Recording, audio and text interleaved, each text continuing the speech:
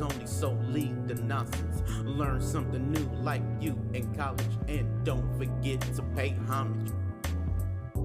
Let's discuss a life topic like politics or how to build a rocket. Haters gon' hate and try to mock it, so mugs in the chat cause they can't stop it.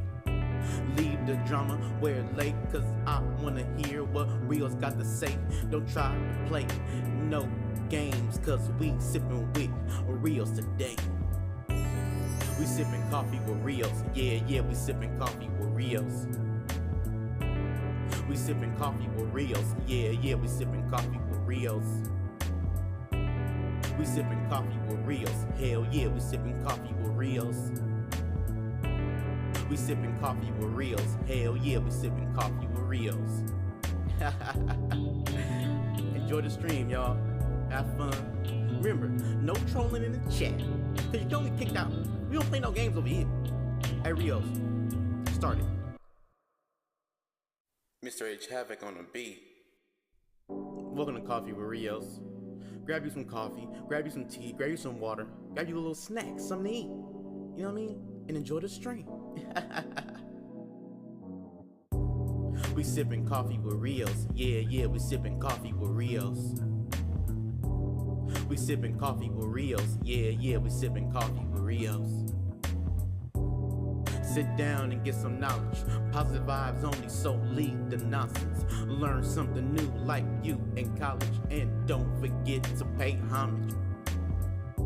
Let's discuss a life topic like politics or how to build a rocket. Haters gon' hate and try to mock it, so mugs in the chat cause they can't stop it. Leave the drama where it lay, cause I wanna hear what Rios got to say. Don't try to play no games, cause we sippin' with Rios today. We sippin' coffee with Rios, yeah, we sippin' coffee with Rios. We sippin' coffee with Rios, yeah, we sippin' coffee with Rios. We sippin' coffee with Rios, hell yeah, we sippin' coffee with Rios. We sippin' coffee with Rios, hell yeah, we sippin' coffee with Rios. Enjoy the stream, y'all. Have fun. Remember, no trolling in the chat, cause you can only kicked out. We don't play no games over here. Hey Rios, start it. Mr. H Havoc on the beat. Welcome to Coffee with Rios. Grab you some coffee, grab you some tea, grab you some water, grab you a little snack, something to eat. You know what I mean? And enjoy the stream. We sippin' coffee with Rios, yeah, we sippin' coffee with Rios. We sippin' coffee with Rios, yeah, we sippin' coffee with Rios. Sit down and get some knowledge, positive vibes only, so leave the nonsense. Learn something new like you in college, and don't forget to pay homage. Let's discuss a life topic like politics or how to build a rocket. Haters gon' hate and try to mock it, so mugs in the chat cause they can't stop it. Leave the drama where it lay, cause I wanna hear what Rios got to say. Don't try to play no games, cause we sippin' with Rios today.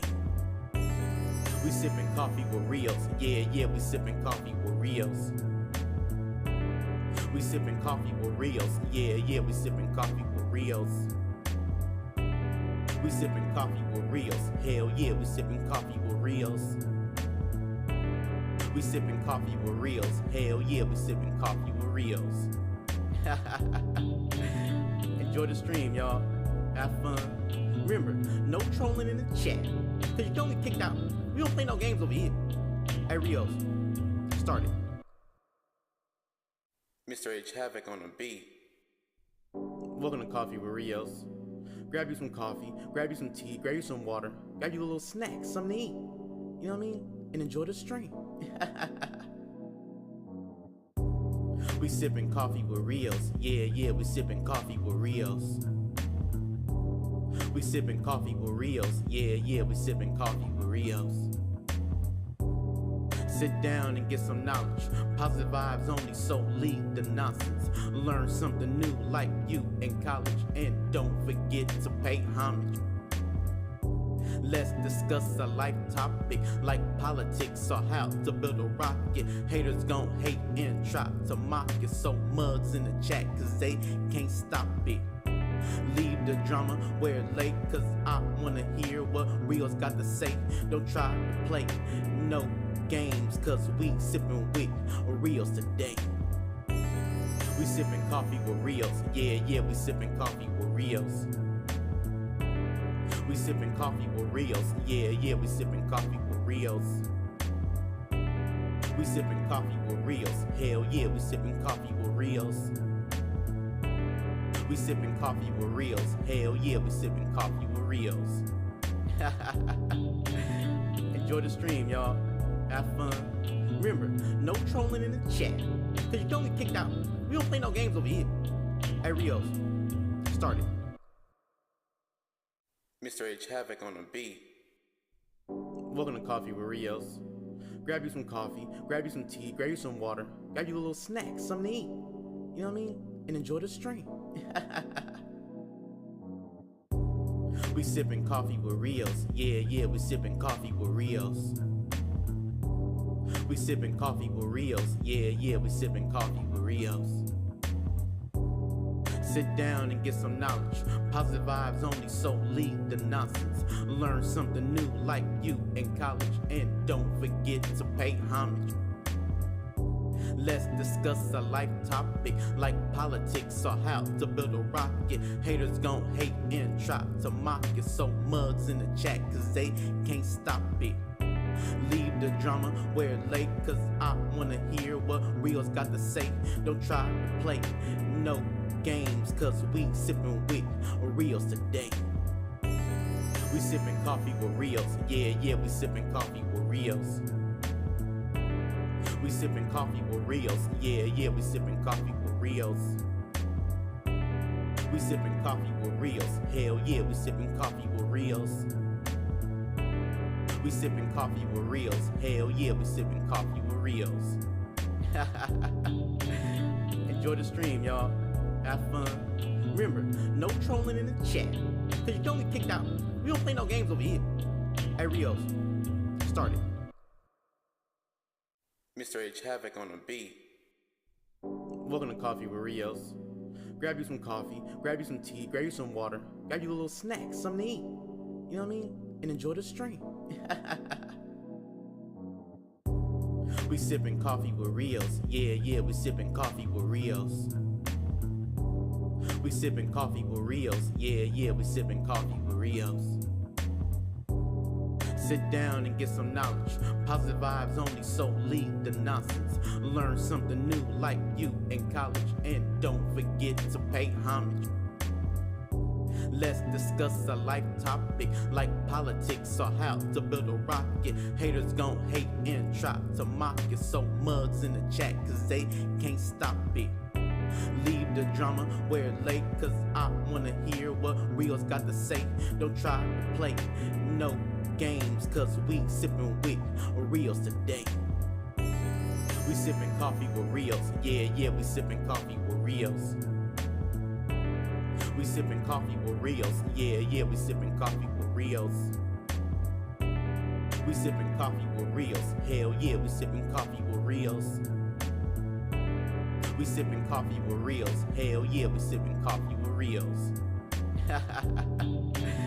Enjoy the stream, y'all. Have fun. Remember, no trolling in the chat, cause you don't get kicked out. We don't play no games over here. Hey Rios, start it. Mr. H Havoc on the beat. Welcome to Coffee with Rios. Grab you some coffee, grab you some tea, grab you some water, grab you a little snack, something to eat. You know what I mean? And enjoy the stream. We sippin' coffee with Rios, yeah, we sippin' coffee with Rios. We sippin' coffee with Rios, yeah, we sippin' coffee with Rios. Sit down and get some knowledge. What's up, my good people? This is the AM Wake Up Show at Rios, the #1 morning show in the whole wide world. Craig, what's going down? The #1 morning show in the whole wide world. Craig, what's going down, man? What's up with my good people this morning, this beautiful Thursday? morning. Hopefully my people on the East Coast already got it going to work, working out, getting kids ready, taking kids to school, whatever it is that you do in the morning, whatever the preparation is for your morning, hopefully all that is good and you already got it going. We here on the West Coast, we in Los Angeles, one of the most beautiful cities in the world. Whole wide world, Craig. Whole wide world. Most beautiful people in the world. But shout out to us. Shout out to the Ghetto Cafe. Good morning to everybody. Let's start off by thanking God. All glory to God. God is good all the time. All the time, God is good. Give us another day to be great, another day to be a blessing to somebody else. Bless us with another day to be impactful in a positive way, purposely positive and productive. So let's go, man. Let's get out here, be great. Put our best foot forward. Kick that front door open. Well, you don't kick your front door open. You yank your front door open. Go out in the world with your chest out, your head up, and proud to be who you are. But shout out to everybody in the Ghetto Cafe. Ooh, sunshine baby, 2 hours of sleep. What you doing?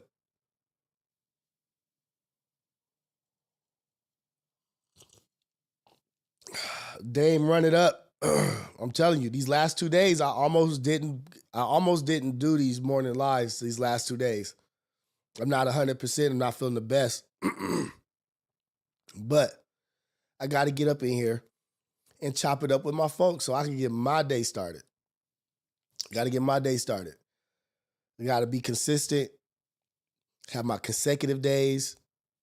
I think I'm just about to go I'm going to do another 30 days straight, y'all. I'm going to go through the weekend. I'm going to do another, what day is it today?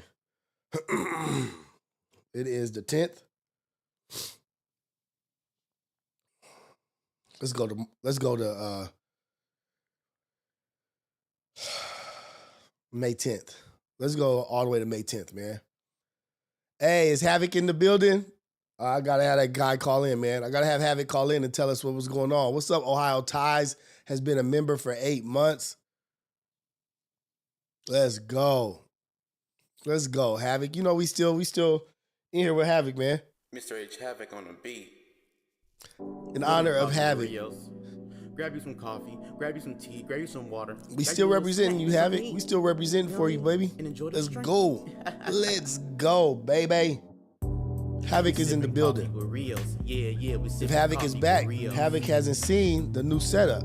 We sipping coffee with Rios. Yeah, we sipping coffee. What up, Havoc? Let me show you some stuff, man. Let me show you what we've been doing over here. Positive vibes only, so leave the nonsense. Learn something new like you in college, and don't forget to pay. This is for everybody right here. You know what? I gotta put a light on this couch right here. Look how dark that couch is. I gotta get some lighting on that. I gotta put some lighting on that. But yeah, man. Welcome back, Havoc, man. We still representing for you. We still representing for Havoc. Havoc is a part of the team, always and forever. That is one of my favorite intro songs for any show is Morning with Coffee with Rios. But get your coffee, get your tea. I should have drank tea today. I'm drinking coffee, but I should have been drinking tea. I really should have been drinking tea. But look at us, man. Ace boys, as soon as I feel good, as soon as I feel better, so sorry about that.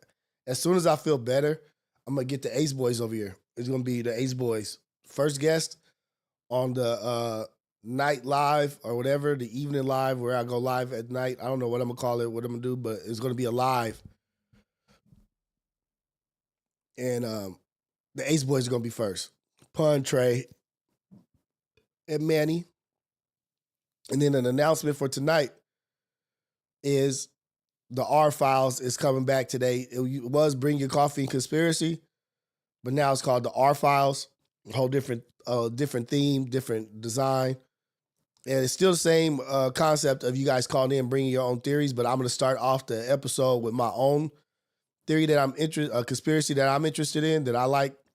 And then we'll go into taking calls, and you guys will bring your conspiracies. That will be tonight at, I'm going to say,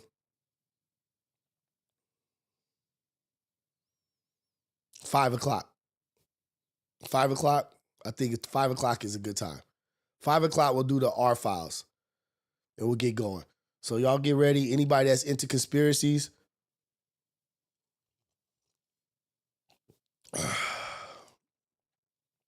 Oh, you know, the last time I did a conspiracy show, I did it. I talked about that. The corrido singer. I forget what his name is.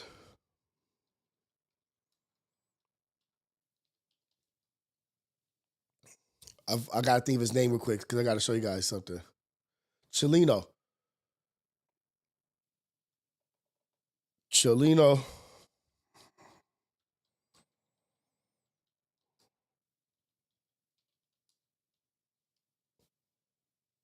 He's got a movie coming out, and I can't wait to see it. I think he's going to be on Netflix. If I'm not mistaken.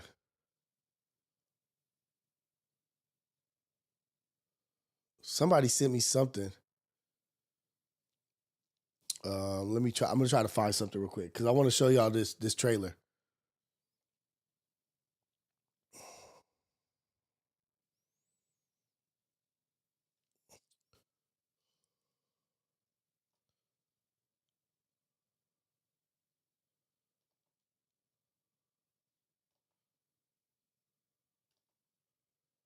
What up, y'all? Hold on. Be patient.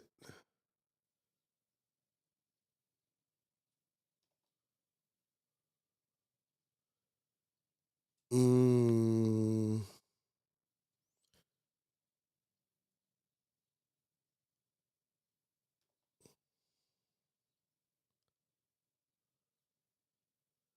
it.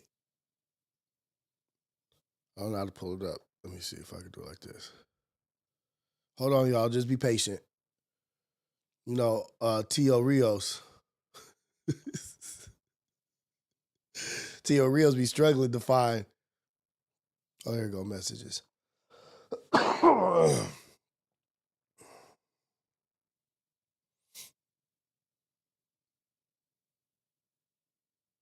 do you search your messages? Hold on. I don't even know how to search my damn messages. Fuck it. It's whatever. Oh, here it is. Okay. Wait. I am there. Never mind.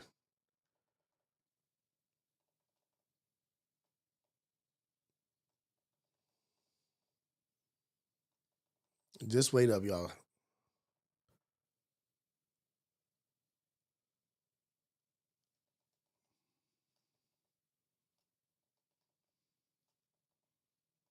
Because I think it was Yas who sent it to me.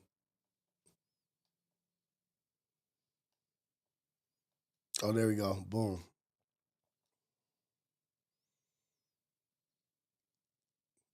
Come to find out, it's not even a video. Whatever, dude. But what's going on with y'all, man? Hey, I'm going to show y'all the picture. So, we got some bad, disturbing news yesterday. Who's down for this? Trailer official.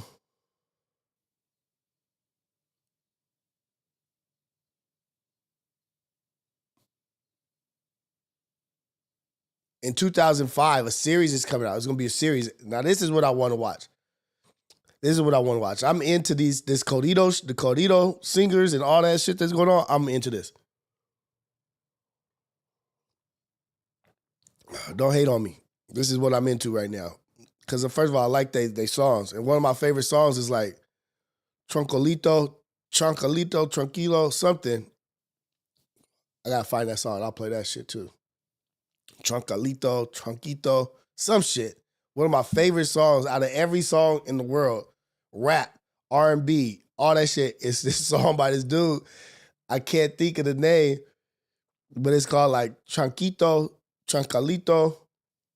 If somebody's in the chat that knows what I'm talking about, please put the real name of the song. Yeah, Riggs. He used to live in Southgate, Inglewood. All this, and he was like an assassin. He was a G. He was vicious. He was cold blooded. I love this dude. But shout out to us, man. Trying to get it going. I'm feeling not too well. Not the greatest right now, but we in here. But not to switch subjects. No, not Cafito. It's like Trunquito, Truncalito. Damn, I found it like a week ago or 2 weeks ago. Can't remember the name. But let's get to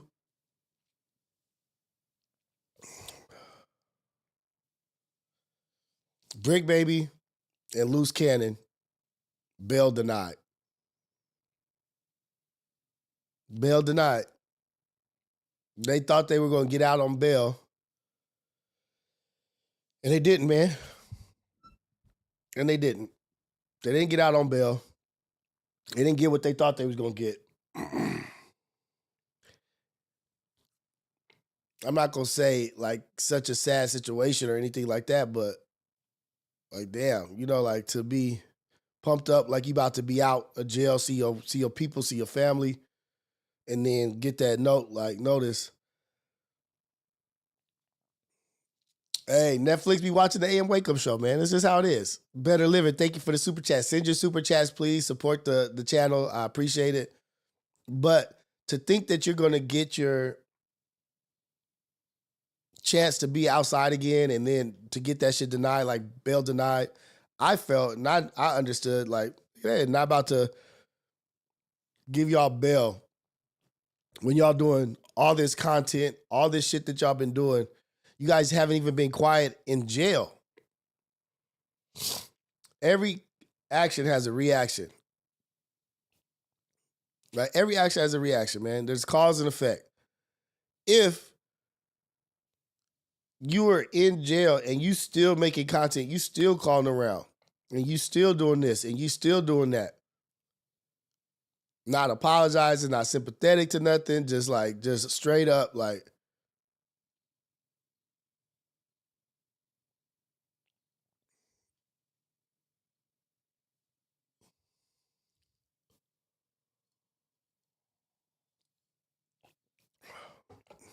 what you think them fools would have did if they would have gotten out? You think they would have been quiet or they'd have been straight to content?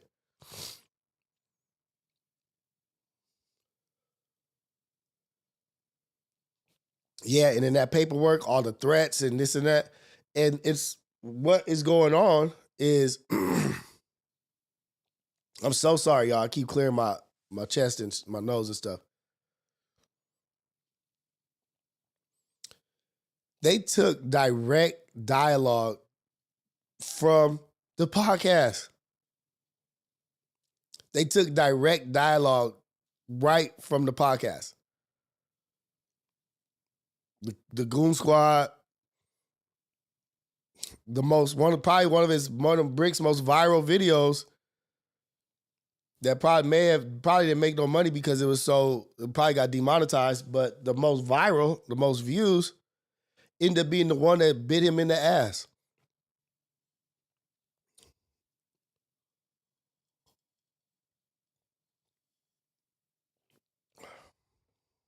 Bit him in the ass in the long run. It was the one that hurt him the most. They were recording conversations. Let's be smarter than what we've seen people to be, y'all. Let's all be smarter than what we've seen people to be. Let's go back to our old school ways. Let's go back to the OG ways. These cats be thinking they bigger than the program. They be acting too young. Like it's these, what y'all call them, the YNs? These YNs?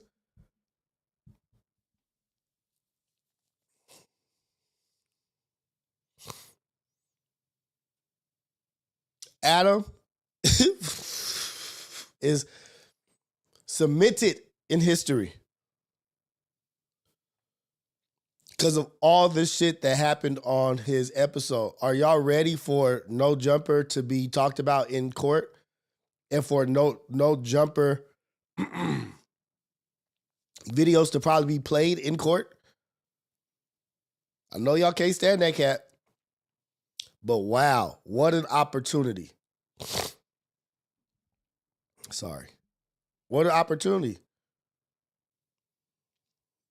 for your content, your business, your stuff that you're doing that you could have took down, did take down, but now it's going to be a hella televised case as well. It's going to be a televised case, a high-profile Los Angeles case. No Jumper podcast. I don't know the name of the podcast. I just know the platform. I can't think of what the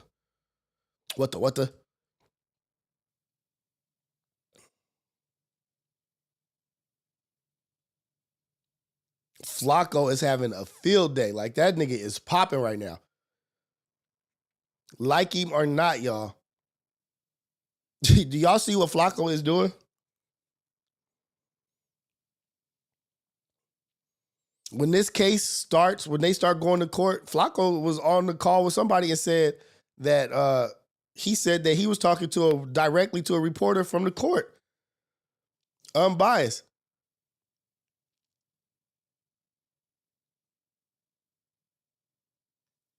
Flacco's doing this like this fool drops like maybe, I don't know, I'm not exactly sure, but say this fool drops 3 videos a day. 3 videos, let's say 2 to 4 videos a day. 80,000 views. And I know in one of the videos he said, hey man, all I can do is be better. Every year I get better. I know that makes my haters mad. I know niggas is mad. They gotta be. I'm not mad. I'm never hating on anybody. I never want anybody's failure. I want everybody to win. That's my whole thing. I want everybody to win. And he's getting 80,000 views a video, and he's doing like 2 to 4 a day. Let me see. I don't want to pull it up because y'all be hating on him over here. And I don't want to make y'all mad in the morning. You know what I mean? I don't want to make y'all mad in the morning. Because I love y'all, man. I love y'all in the Ghetto Cafe. I don't want to make y'all mad, but I'm just stating facts and just saying that this shit's about to be crazy. His loose cannon's wife making content. Now she comes out talking about all the podcasters and all the media personality, influencers, whatever, like talking about it. They shouldn't be doing this, like talking like that they doing some shit out of line, but you are recording every call and putting it on your page. Just a field day of content. And watch when this shit goes live and this shit is really active and they talking about all that stuff. No Jumper is going to be all eyes on them. And they got Whack 100 over there with all the inside information. Whack, that he be having all the details. Everything that fool be talking about be coming true. He be knowing the shit he be talking about.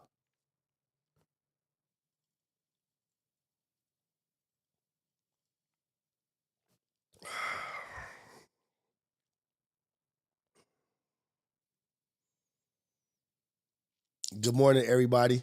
What up, Gangland? Gangland Duda in the building. What up, man?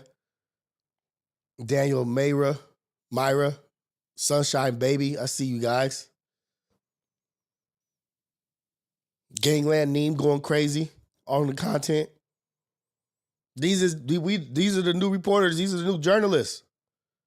The new journalists are the homies, are people that we talk to. ODM going crazy on content.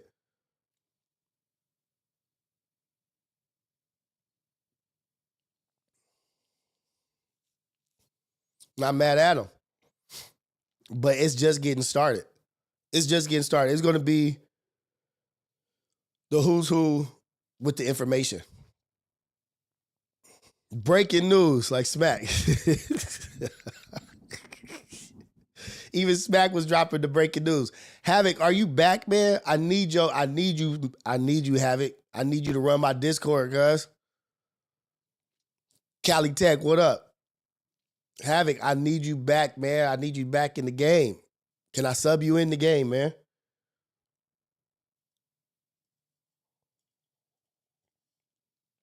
No Jumper downsize. And on the heels of one of the biggest cases, one of the biggest things that's about to be viral. That's just going to be viral. Yeah, you know, Smack held it down on Shame on You. He did his solo dolo on Shame on You yesterday, man. I don't know if they announced the interview that they did on FMW. Big interview. Big.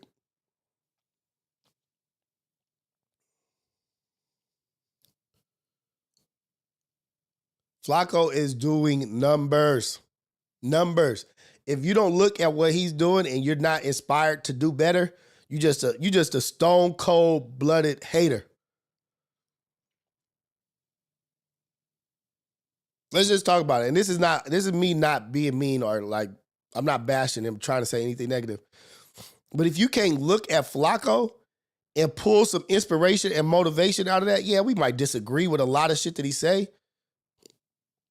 But there is some validity to the things that he does say. Even though it may hurt us because a hit dog will holler and we a part of what he be talking about. But you think about this dude, he's not even from around here. He's not from here. He's from somewhere. I don't know where he's from. Wherever he's from, doesn't matter. But he's not even from here. Came over here, made an impact, made motherfuckers mad, made people hate him, had people ride with him, start supporting him, like, not protection, but you know what I mean? Like Rick Rock, P Nice, Viral Way, some other people. He came here, infiltrated, did his thing. Now he's doing other shit, talking about cooler stuff. Not so stuck in like gang culture. Stuttering problem. A speech impediment. And he's fat. Two things against him. Despite that, despite a speech impediment, despite being overweight or whatever you guys talk about, like, he overweight. Let's just be honest. But despite all that, the nigga is still popping.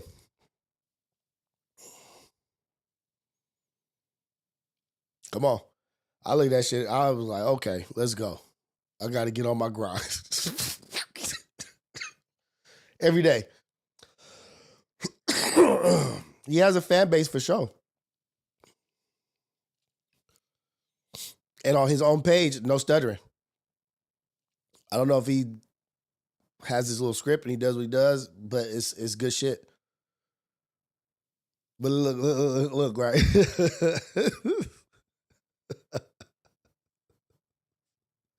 Ace Boy Dogface.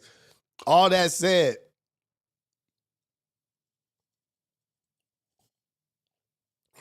$80, $80, $160, $160. Nigga getting like 320 views a day.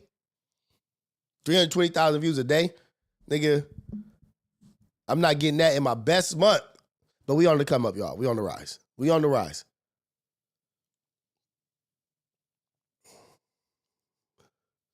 JC the director, it'd be spotty with the false info. Let's take away if the true narrative, the fake narratives, the false narratives. I'm just talking about the output. I'm just talking about the output. He don't got no jumper overhead. He don't got no warehouse overhead. The nigga is doing all this in his, I don't know what room. I don't know what room he's in, but it's in his place. We're in his place of living.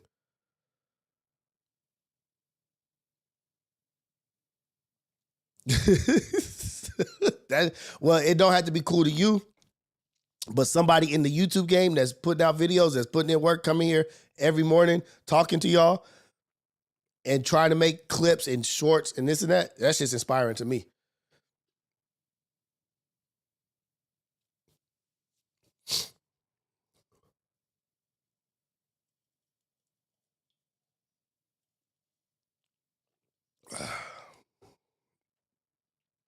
Stanking and all, nigga is stanking his ass right to the top.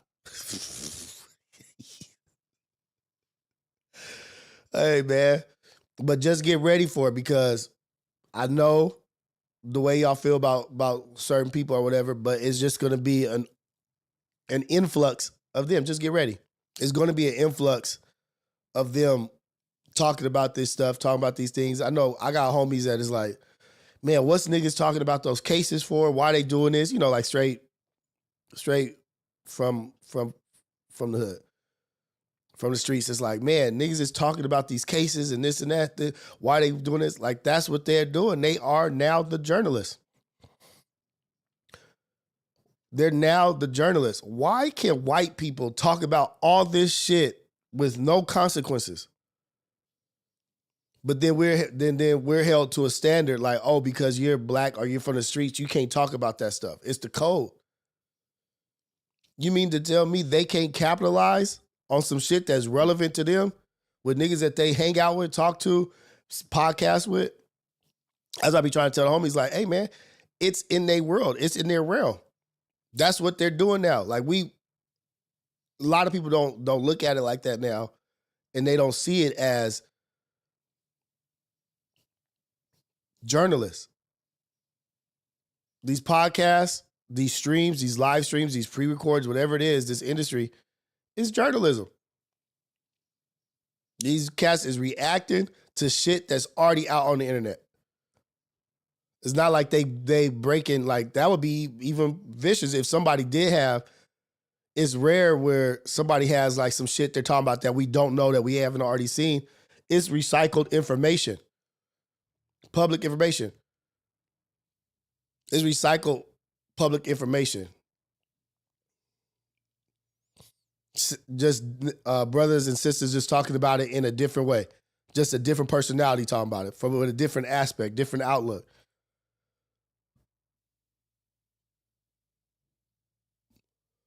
Let me see. Damn it. I just saw your message, Ace Boy, Dogface, but it went by too fast.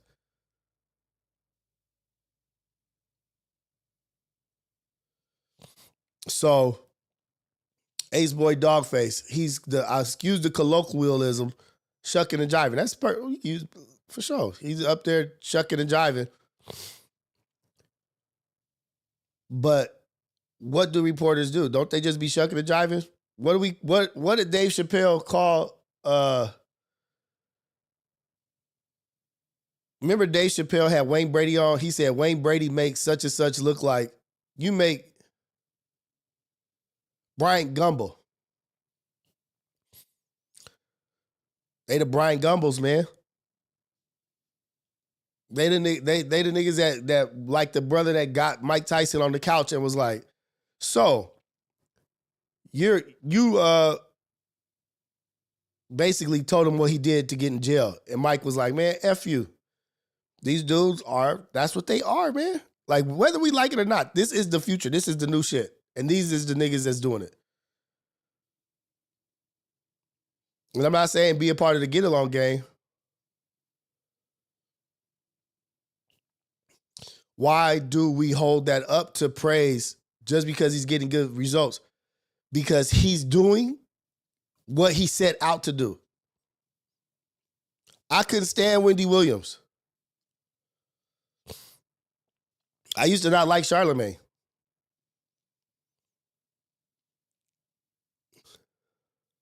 Yeah, is Wayne Brady gonna have to choke a beat? Because he's setting out what he meant to do. And I'm saying, if you can't pull inspiration from somebody having a goal, having a dream, or whatever they want, and systematically, step by step, accomplishing that shit is like whoever it is. Like, damn, that motherfucker was dedicated. Damn, that motherfucker was consistent. Oh, okay, that's a blueprint.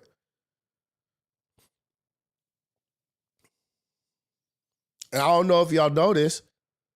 Jesus was 5'4". My nigga Viro's crazy as hell, cuz. Let me go to Viral Waves. Let me go to Viral's page real quick. Let me see if I can find this. Oh man, that nigga, y'all trying to say that they don't have any comedy, they not funny, they not entertaining? Shit. Let me see if I can find them. That shit was funny as hell. That nigga said some of the greatest men in history were short, which is a fact. Fact. But what he didn't talk about was David versus Goliath. And it's a great show out on Netflix right now called David versus Goliath. My homeboy, my brother, John Paul Foster, pastor at Faithful Central, that's my brother, consulted on that show, David versus Goliath. He didn't talk about David. David was little. David beat a lion. David killed a lion. Some of the greatest men in history were short. But some of the craziest people in history were also short.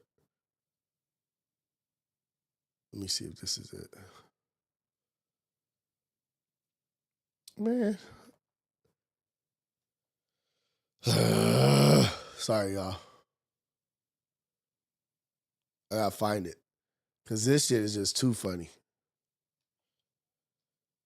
And I want to go to their page to find it because I want to give them the credit for it.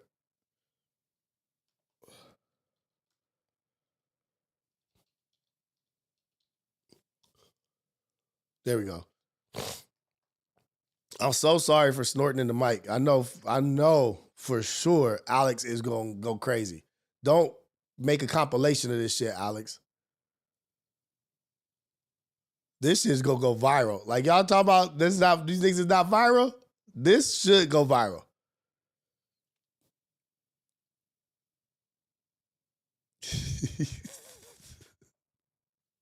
This is one of the funniest things I've ever seen. Oh, shit. Hold on. Wait, why is it not? Oh, my Lord.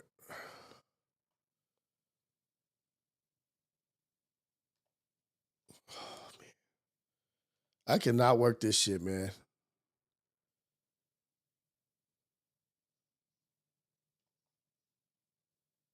That's just pissing me off. My bad, y'all. My eyes, I can't see. What's going on, Rios? What's going on, man? It's supposed to be the greatest show in the world, Craig. I'm over here struggling on the struggle bus. Not feeling good.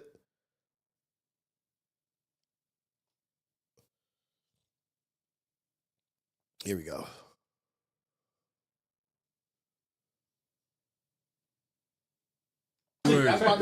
Shout out to Viral Way Podcast. Keep it real, man. You think they not entertaining? Nigga, look at this. I'm 5'6", cuz. Stop saying 5'2". I'm 5'6". 5'2" buff nigga is crazy word. That's about to be your new shit, bro. Every time you post something, right? That's I'm a 5'2" buff nigga. My nigga had me crying doing that shit, dog. Hey, shame it not.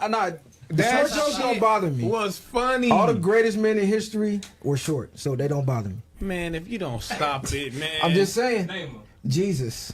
Was short. Yes. Jesus was short. Cuz was like 5'4", something like that. Look up. Nobody on earth. I'm gonna say that shit right now. Nobody on earth. Nobody's earth, nobody's turf, nobody's surf was thinking that nigga was about to say Jesus. The description, cuz. Floyd Mayweather, greatest boxer in history. Short. He 5'6". Prince, short. That nigga said Jesus was short. Napoleon, one of the greatest warriors, nigga. They coined a phrase, Napoleon complex. He was short. Because he was you crazy. Look up in history, the greatest men from every category were short. It was some short 5'2" buff niggas that was cool, man. It was so short. You know what I'm saying? It was cool. Jesus Christ. That's where you got that phrase from. Download Prize Picks Oh, and sign shit. up using code BOF. That shit is I'm 5'6", cuz. Stop saying 5'2". He's 5'6", nigga. 5'2" buff nigga is crazy word. That's about to be your new shit, bro. Every time you post something, right? That's I'm a 5'2" buff nigga. My nigga had me crying doing that shit, dog. Let's name some. That jokes don't bother me. Was funny. All the greatest. Let's not act like it wasn't some vicious short niggas. Shit, every old school Asian nigga before 1960, 1970, they was all short. Bruce Lee was short. Nigga probably, Genghis Khan was probably short.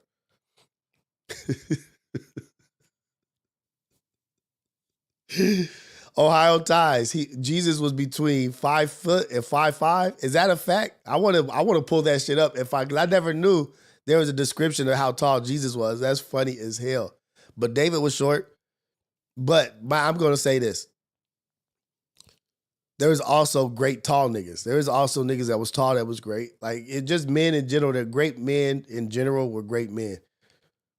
Alex, I'm going to whoop your ass. Talk about this nigga said Gary Coleman.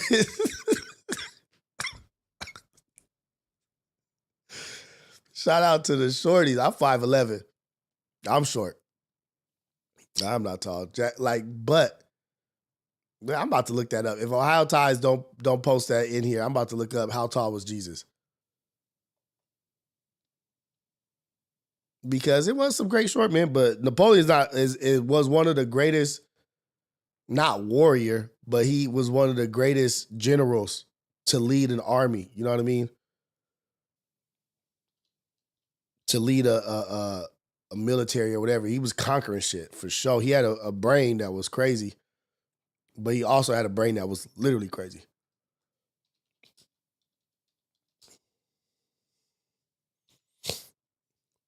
While the Bible doesn't explicitly state, oh, see, here we go, y'all. Yep. He was right. Damn, I did not know that. He was right. I'm going to pull it up for y'all.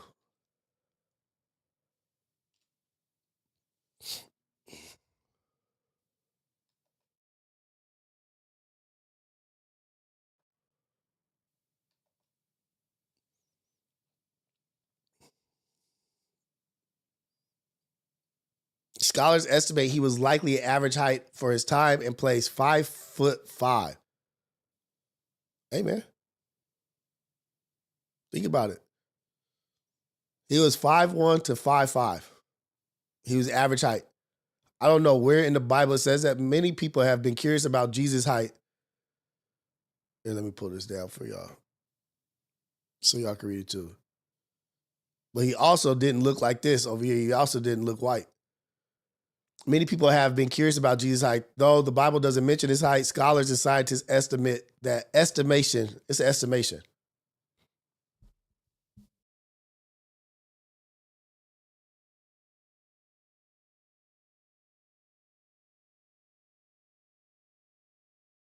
Sorry, y'all.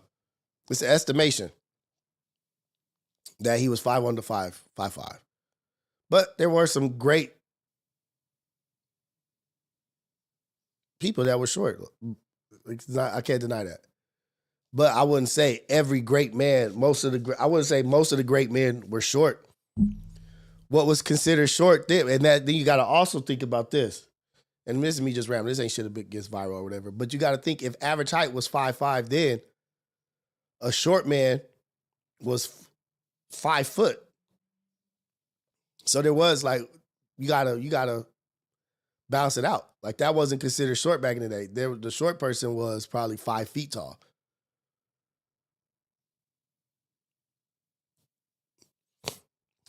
Let's get a list of great short guys. There's a bunch of them. But look, that's my whole thing. Like, Ty H said, what if God was just a random person, like a random stranger that met you? Just a regular person right there, or a bum or a homeless person, and you just treated them like crap, and it was actually God. It was that's a undercut. He was playing undercover boss. What if God was playing undercover boss?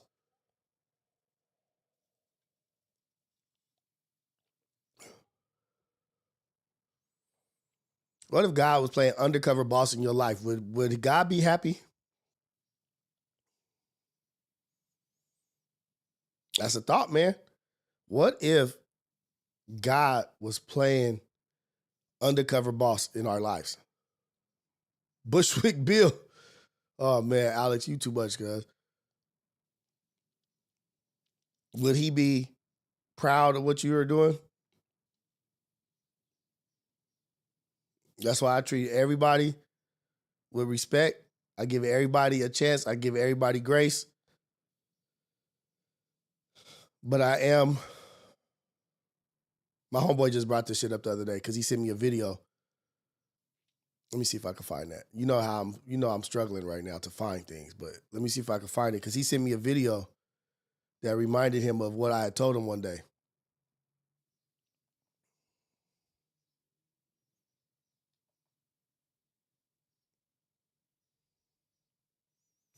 when it comes to giving money to the homeless, I don't really feel, and this is probably prejudice, I don't feel inclined to to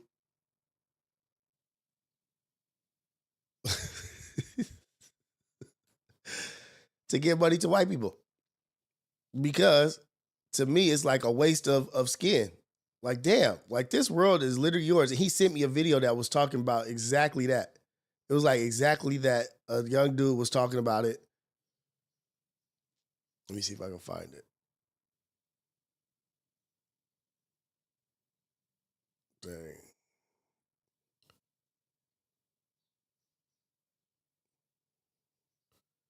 Maybe not. No, I can't find it, but let me just go to say, I don't. Like I have a hesitation of doing that. It's like, damn, man, this world was yours. This world, you have every advantage in this world with that, just with your skin. Just with your skin alone, you have advantages, you have privileges, and you wasted that shit. That is such a slap in the face to everybody else out here. You out here asking me for money?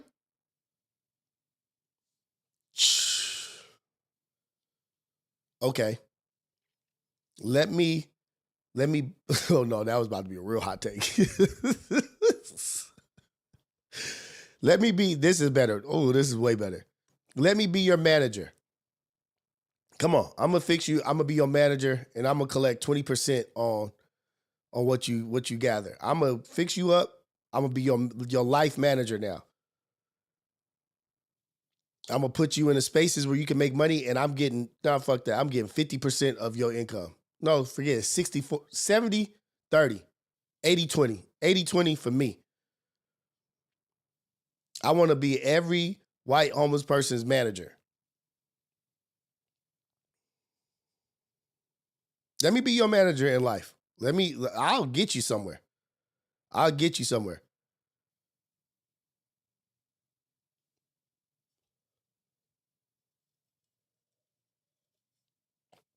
Waste of that skin. It ain't pimping because it ain't none of that involved. It's just I'm gonna help them get the jobs. I'm gonna help them get into places. I'm gonna have them start businesses. I'm gonna get their credit right. I'm gonna start having them buying houses in their name. Yeah, we're gonna start a business. We're gonna do this. We're gonna do that. Let me be your manager for you as a white person. I'm gonna guide you to success in life.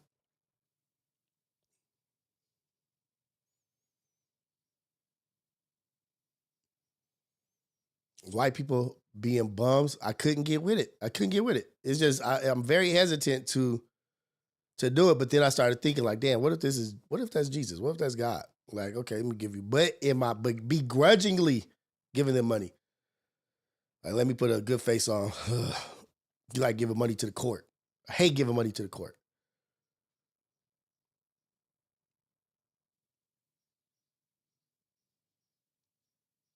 Niggas be having sleeping bags, dogs, dreadlocks, talking all proper. Oh, thank you. I appreciate that. I'm going to do great things with this. I'm going to slam. Never mind. Come on, man. Let's go, Sunshine Baby. We got 281 in the chat and only 88 likes. What's going on, man? What's going on? Let's get it going. But yeah, that's just how I feel about that, man. But let me be your white manager. Let me be your manager for your white life. You know what? Let's start. I'm going to write up a business plan.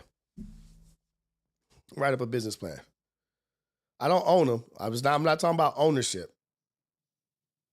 Not talking about ownership because we're not doing that. We're not doing the good payback, the big payback. But you owe me 80% of your white life now. I'm going to put 4 of them up in the garage and hustle them out to the world. Have businesses. How these cats out here working, man. Shout out to Havoc, man. Yeah, man, I'm about to gather white white homeless people, white bums, and show them how easy it is to get it. You're just gonna be an extension of me. And I'm gonna collect my 80%. Run that. Oh, it's so hard, it's so rough. Let me show you. I'm not racist. I'm not being racist. I'm just saying I can show them what to do with that skin. I'll show you what to do with that skin. Oh, you couldn't cut it as a white person, as a white man? You couldn't cut it? Come here. Come here, Johnny. Scott, Timothy, come here. John, get your ass over here. Hook him up with a barber, hook him up with a water hose. I guarantee you I could get a homeless person a job. A white homeless person, I could get them a job in less than 2 days with that skin. If they crazy or if they don't talk right or something, I'm going to tell them like, hey, you are now a mute. Don't talk. You got that skin and you just be quiet. Don't say anything. I'm going to be your communicator. Yeah, this is John Smith. He doesn't talk, but he's a carpenter. He's an electrician. He's a plumber. He does this. He now has his own company. It's a contracting company. He needs a loan. This is his credit history. Boom, boom, boom. First few months, we go to Home Depot, hire some cats, start flipping homes. You're going to start getting loans, start getting Airbnbs, all in John Smith's name. You're going to be collecting 20%.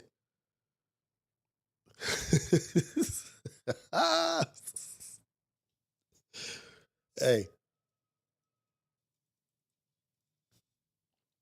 Joshua, I said quiet, white skin.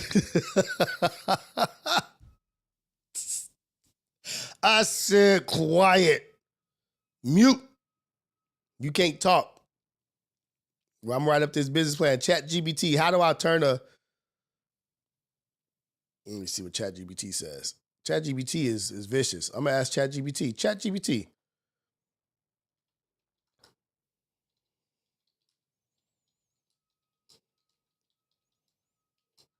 A white homeless man with all the white privilege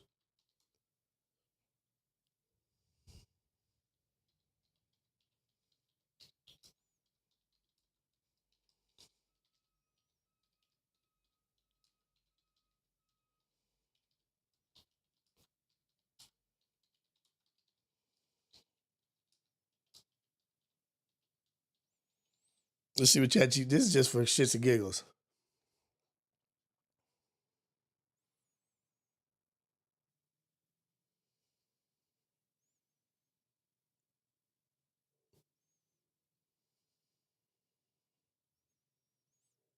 Let me see. But for a Caucasian.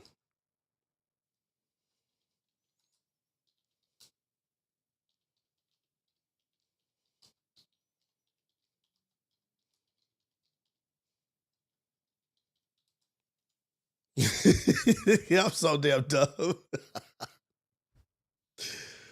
Oh. Look. Oh, shit. That is funny. It said, leverage white privilege. Help them understand they may be perceived in a society and use this understanding to build connections, access opportunities, and navigate the business landscape more effectively. I told y'all. They got me a business plan, homie. Networking in diverse spaces. Encourage them to engage in diverse environments where they can meet people from various backgrounds, enhancing their perspectives and business acumen. Promote inclusivity. Well, that might not work right now because DEI, you can't even get loans no more for women, for none of that shit. None of that demographic-based loan shit. That shit's out the window right now. Social responsibility. Encourage them to use their advantage to help others in similar situations. They can integrate social initiatives to their business. Hey, man. Thank you, ChatGPT. Appreciate you. I told you, I'm not BSing, man. I'm really with that.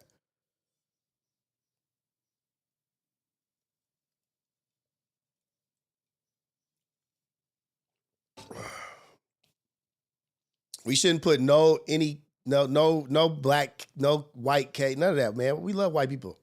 We love everybody over here. I'm just saying how I'm gonna help my white brothers that's homeless. None of that negative, no shit, no races, none of that stuff, man. Come on. Let's be cool. Let's be cool.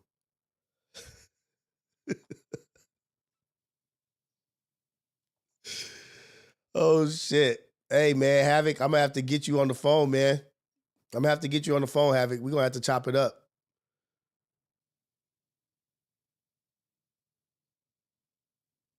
Let me see. It's Tiny in the chat. Top of the Lily. What up, Tiny? What's going down with you, man? Havoc is back in the building.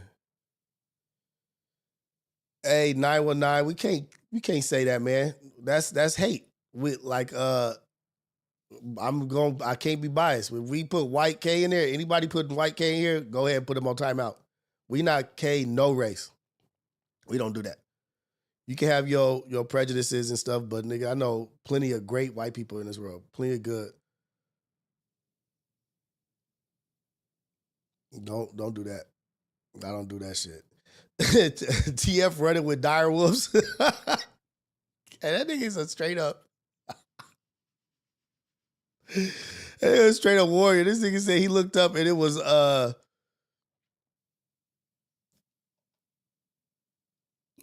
where's my shit at?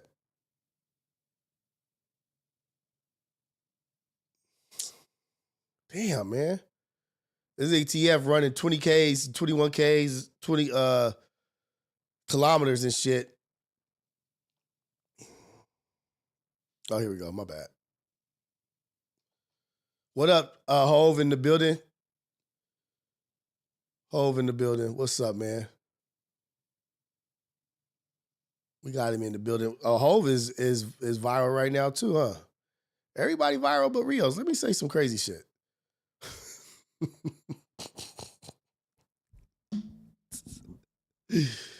Oh shit. Hey. Let me get this going. Let me call this fool. If Hove is in the building.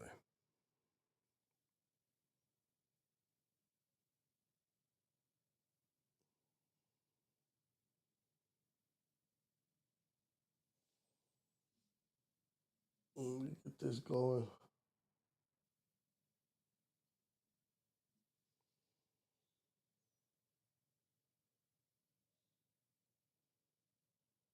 There we go. Hove. Let's get it going. Let's call this cat. See, if I don't even know if he was actually in here. Was he in here? If he was here, I'm gonna give him a call. Because I'm interested in that shit. He damn near started World War IV. I don't see Hove. Is he in here?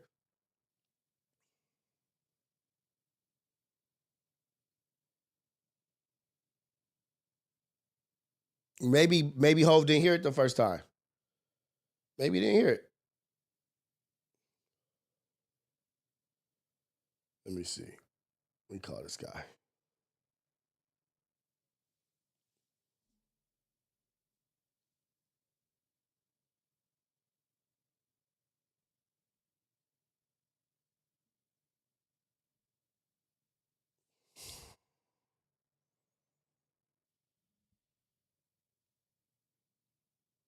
Oh, there go Hove right there. Hova.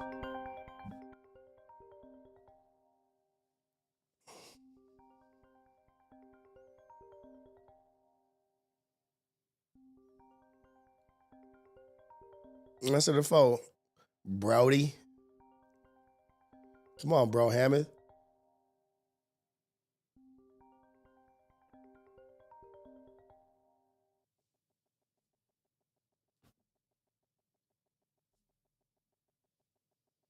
He didn't answer.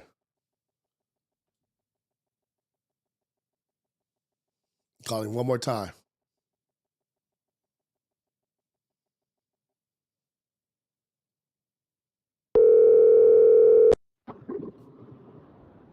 Rios. What up, Ho? What's going down, man? Top of the morning, bro. Like Tiny say, top of the Lee. What's going down, man? Top of the business, man. Why you It's all why you right. racist, cuz? Why you so racist? Hey, you want to know what's crazy? In one of the comments, somebody said better have that same energy for Rios, and I'm like, bruh,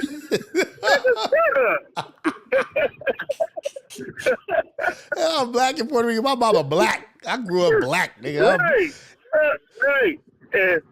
And what's crazy is, man, I guess people don't stand for nothing these days. You feel me? It's funny, man, because go ahead. What did I say that was wrong? Nothing. Not nothing to me. Like, why can't the shit that gets me is like, why can't a brother, a black man, say and express how he feels? Why is it always a problem when a nigga express how he feel? Like, hey, Right. I feel that's disrespectful. Don't do that. I don't get that. Like every individual has the way of speaking or the way they want to be talked to. Like, we can respect a transgender turning from a woman to a man to a woman, and respect them in the workplace and call them a woman when they're a man or whatever.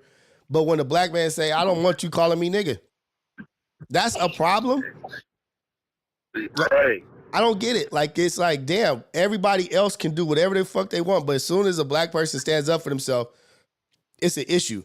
And you all take issue with that shit. Like, damn, I can't have a standard or a boundary for myself. It's crazy, bro, because people don't stand for nothing nowadays. So the shit is like rare now when somebody do stand up. I know we all cool. We all come from the same communities. But at one point in time, you being from where you being from, me being from where I'm being from, that shit was a no-go. They didn't say that. They didn't say that word. And if they did say that word, you feel me? They was bashing it. They was bashing it. It wasn't no N-I-G-G-A for sure. It was the N-I-G-G with the hard R. Right.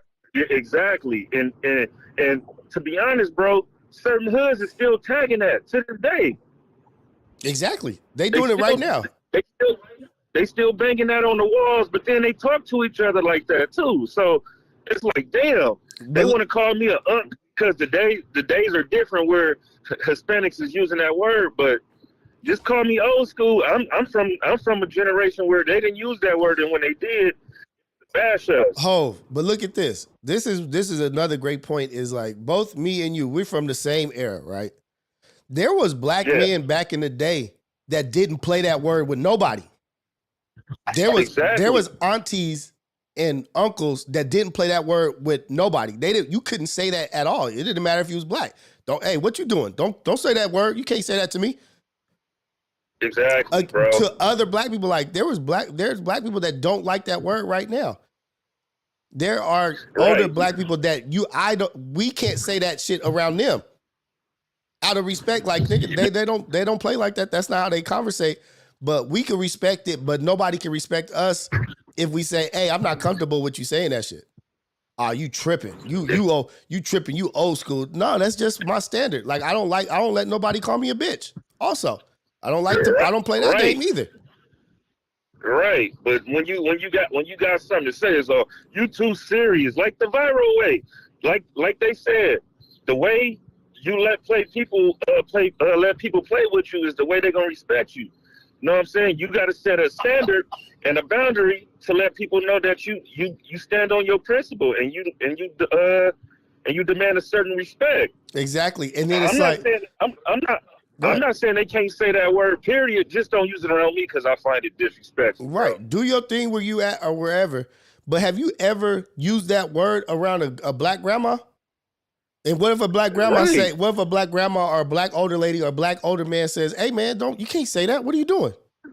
You gonna tell them I can say whatever I want to say. Where's the respect? Right.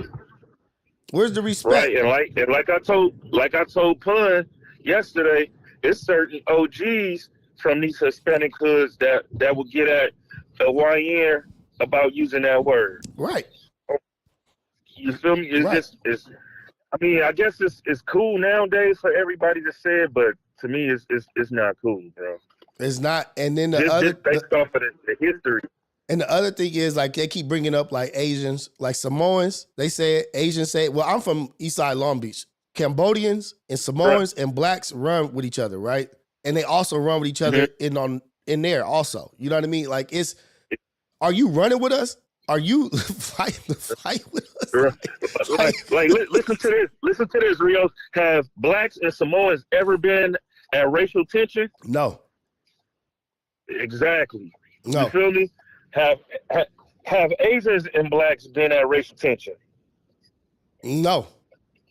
It's enemy. Okay. The enemy of your enemy is my enemy is how it's always been. Like, because we always been the smaller number, the minority, and we've always linked up.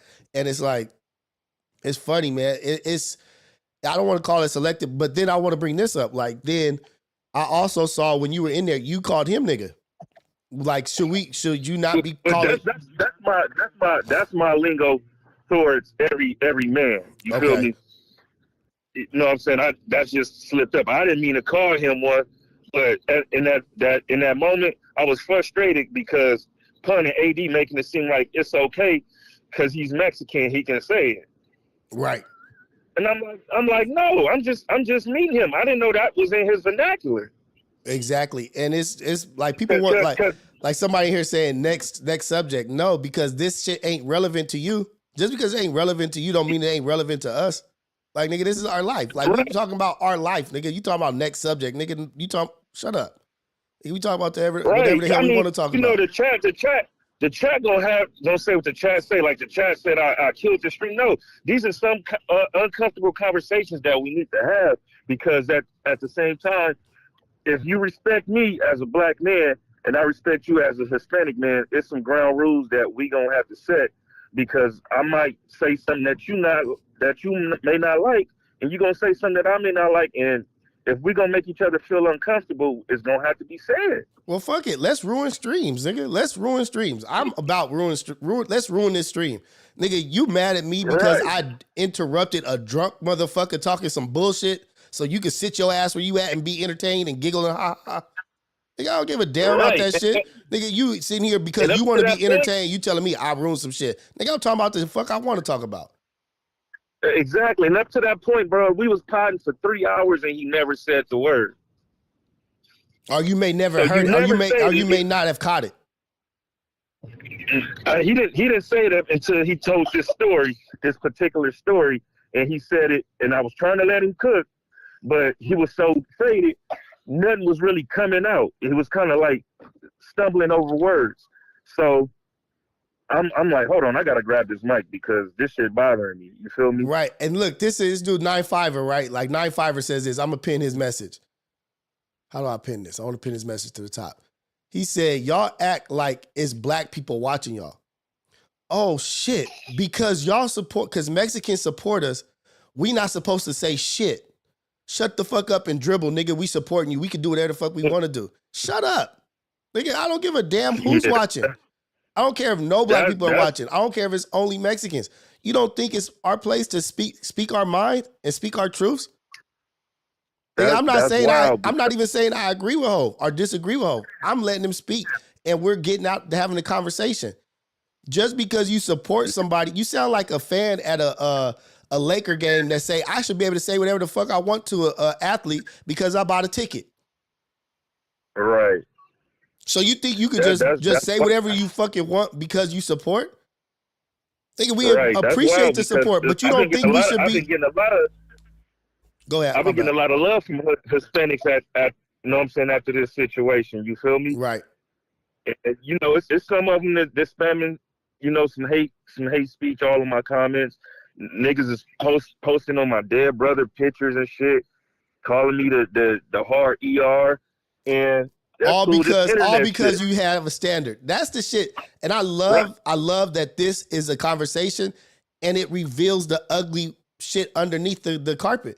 The shit that keeps getting swept under the rug. We keep sweeping shit under the rug, but then a nigga can't say what his standard is without getting called out for being racist, because this is what, when I'm pro-black or when I'm pro this or when I stand up for us, I'm racist. Right. And like I told Pun yesterday, I love Hispanics. I just love black people more. You feel me? Oh shit. It's no diss to Mexicans. I didn't even say nothing disrespectful to Mexicans. This was a word that I just wasn't comfortable with a Hispanic saying. But it's still all love with Mexicans. It's still all love to Lazzy. I don't have no problem with nobody. But this showed me how much hate people can have for either for me or black people in general, because I stood on my square and I spoke up for us. I didn't just speak up for me. I spoke up for us, because let this be a person that's a penitentiary nigga and he say that. Right. Right. You know what I'm saying? It's gonna go up. It's gonna go up. And then you think about it, like, even though Black Lives Matter was bullshit, like they did some bullshit and they stole money and whatever, but just to say if Black Lives Matters was actually a good move, like the thought of Black Lives Matter is great, right? But just saying that our lives matter caused a whole reaction to like, no, all lives matter. Like, nigga, when did all lives matter? Where was that at before we came up with Black Lives Matter?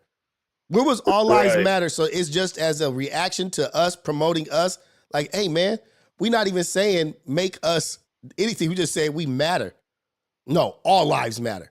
You can't single out. Like, it's so funny because when you look at the root of it, it's shit that's swept under the rug that's not being talked about. And everybody says, oh, get over it. Shut up. And that's when we lead to us not having a voice. We unchecked aggressions. All these unchecked aggressions lead to this, right? It's led up all the way to where Hove can't go on Community and say, hey, man, I don't appreciate you saying nigga, man. Like, you're not black. Don't say that. All the way to where you say that, you are racist. Nigga, what are you doing opening your mouth talking against what you don't believe in? Right. Exactly, bro. You hit the nail on the head, man. I'm saying, like, I guess that's the time we in. You know, we got a young demographic that don't or probably haven't experienced what we have in our time. So we see things a little bit different. But wait till they live to see our age and they see the shit that goes on, and then they experience some shit that go on. They're gonna have the same type of grievances that I got. Hey, Hov, just like this, right? If somebody told me, hey, stop cussing me, out of respect, you know, I'm not gonna take that as like, oh, you on me, you on my head, nigga. Like, you pulling my Crip card. Like, hey man, like, quit cussing me. Like, it's out of, oh, my bad, you know, okay, for sure. Why is it not just a okay for sure? Yeah, and that's I done had that in plenty of instances. You feel me? And let's take it a little bit further.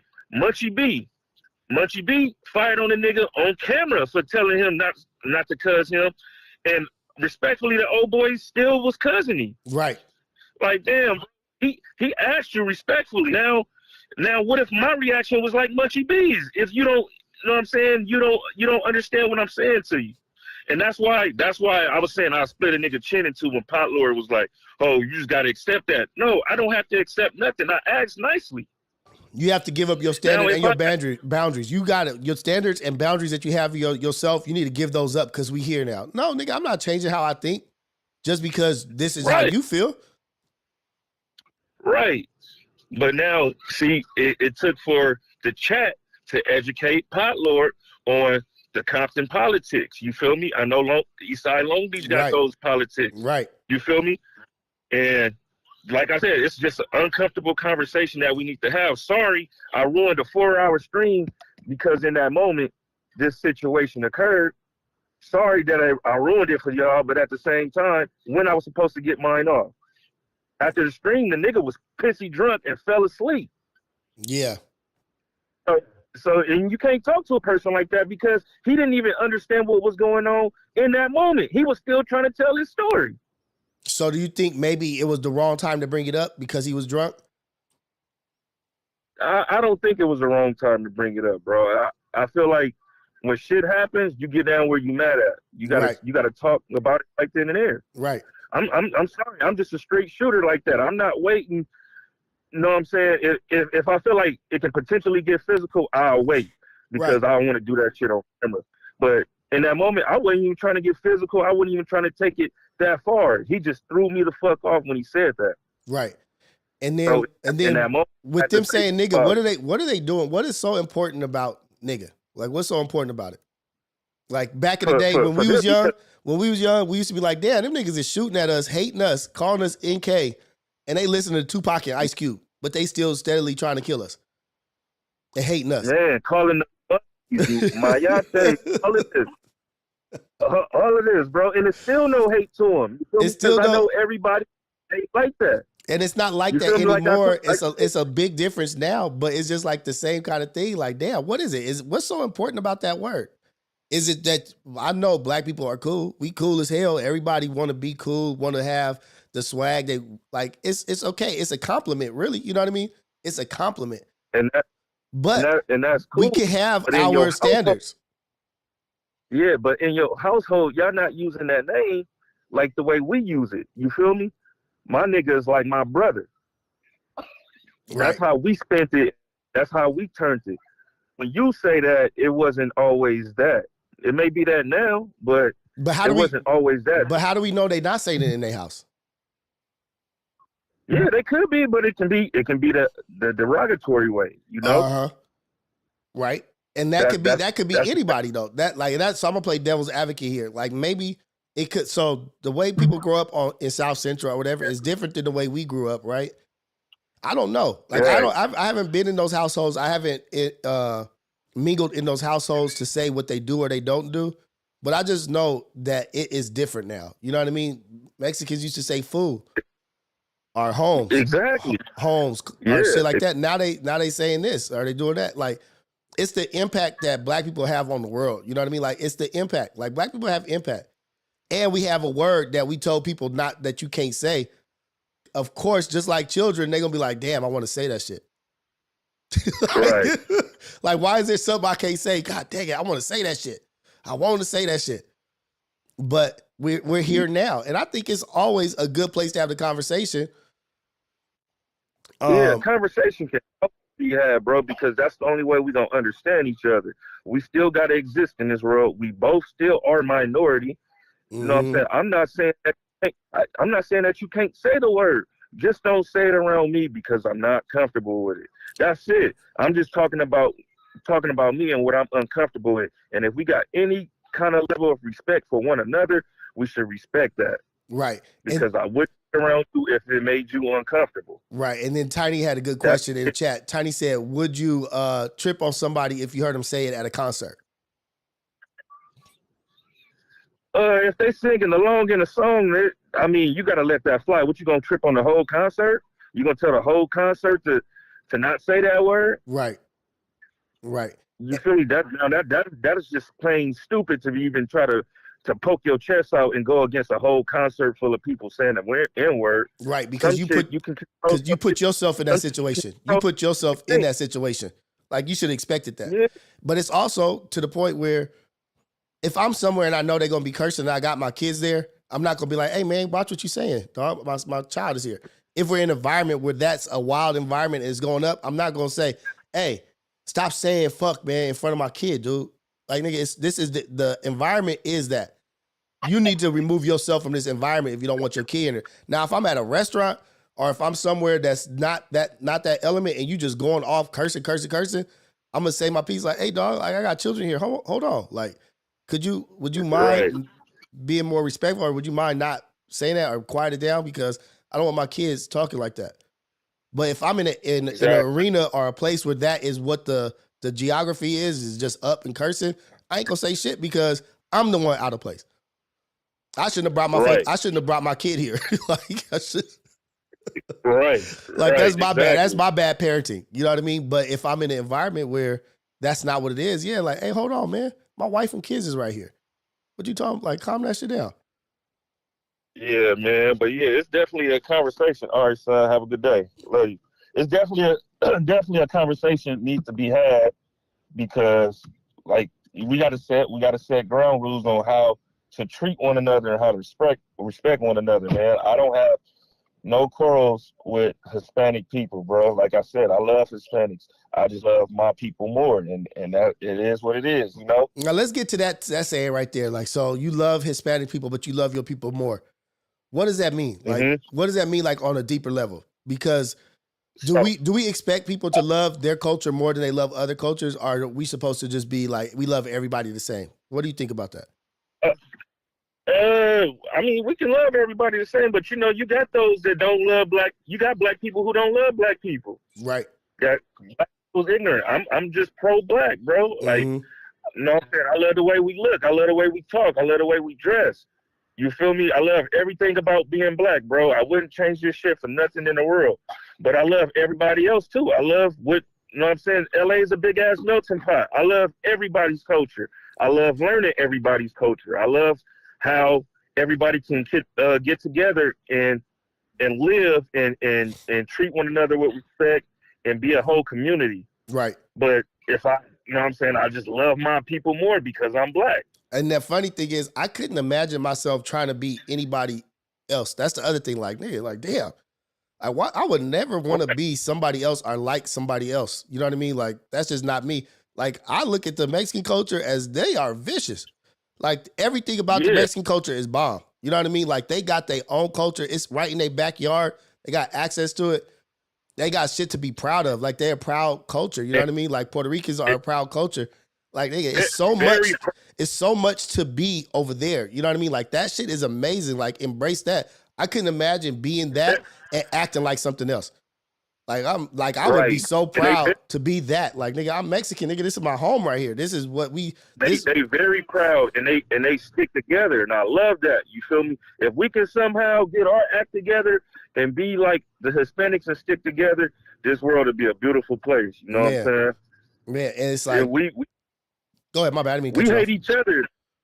Yeah, we hate each other so much, but I'm trying to change the narrative to where, nigga, I don't beef with nobody. I don't have no problem with nobody. Crip, blood.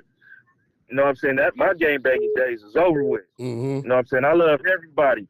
You feel me? I didn't coach my enemies' kids. You feel me? I still have relationships with them to this day, and my coaching days is over.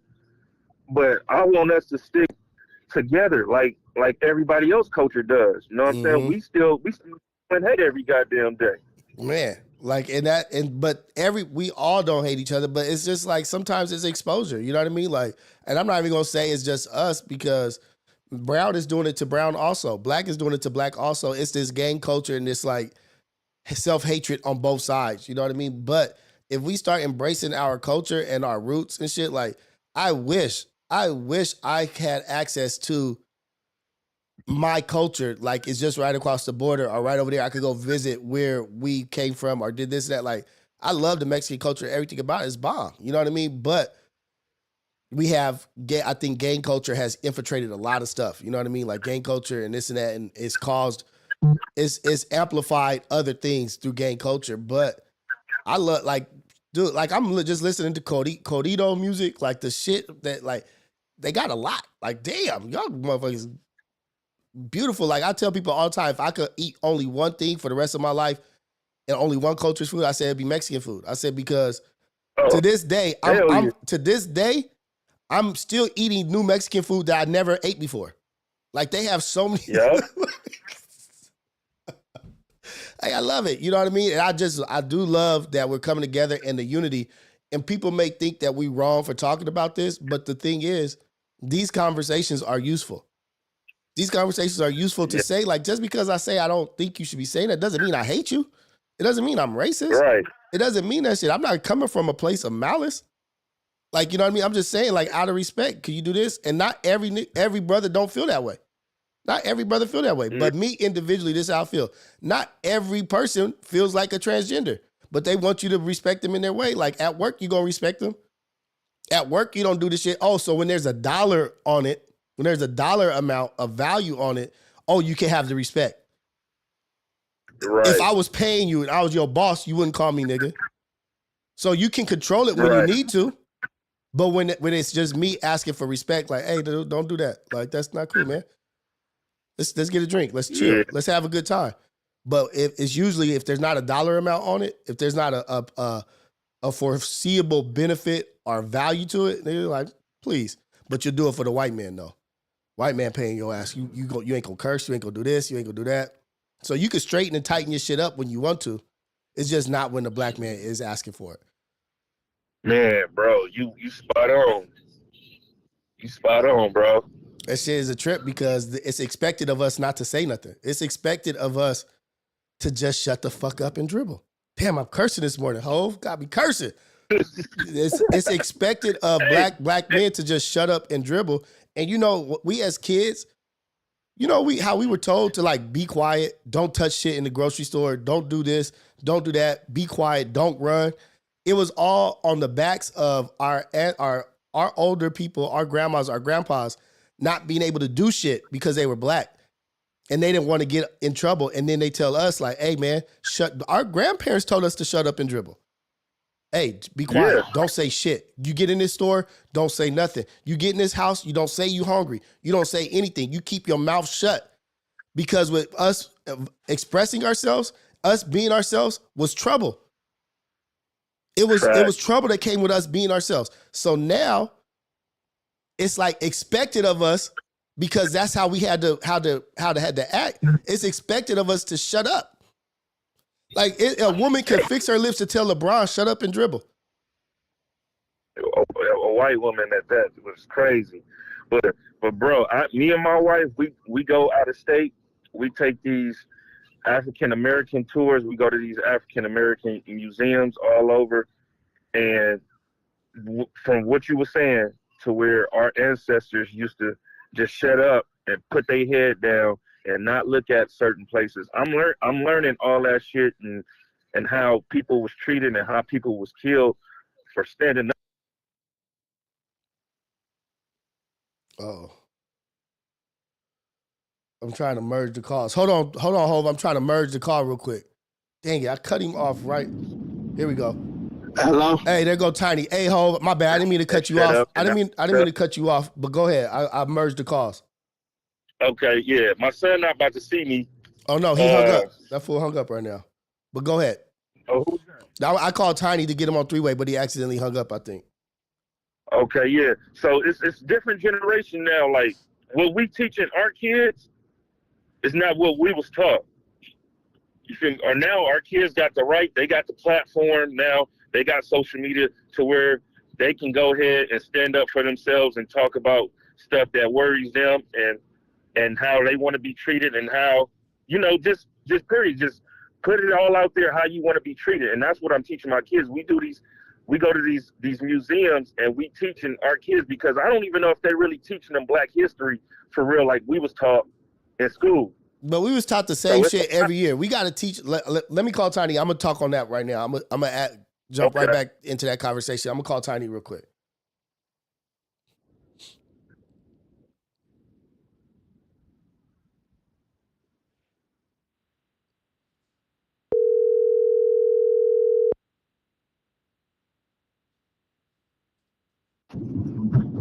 Okay, there we Hello? go. Yeah.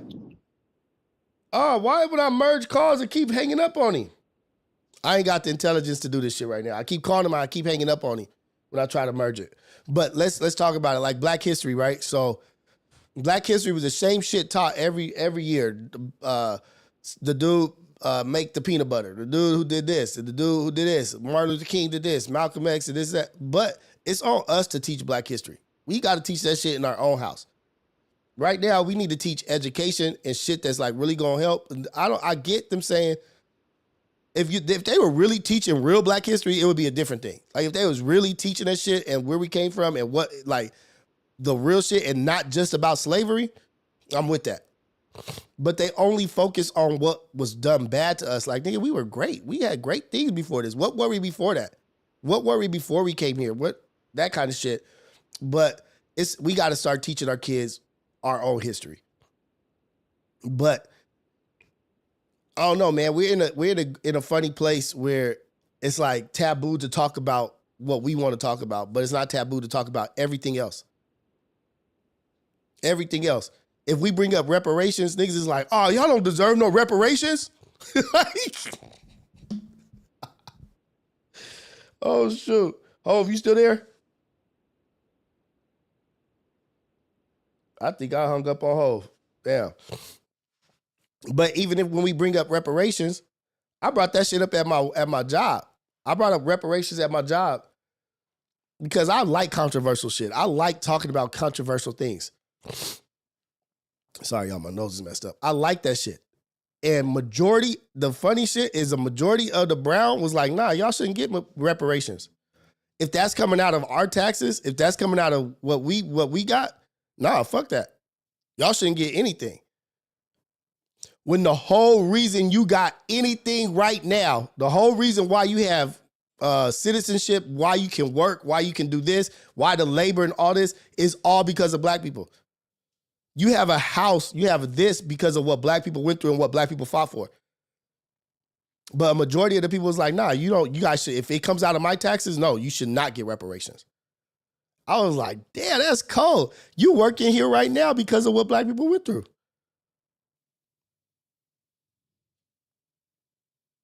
Hove is a win. It's such a W what Hove did. Niggas is saying it's an L, but it's a W for Hove because this nigga generated conversation that needs to be talked about. Y'all don't want to talk about it because you want to keep it status quo. You worried you're not going to be able to say the shit. You worried that you're not going to be able, you so worried about saying the word nigga that you won't even have an open conversation about it. You so worried that you're going to get that card pulled that you don't want us to talk about it. Oh, shit. Oh, damn. They coming for it. But you feel so good saying it. Like, makes me feel,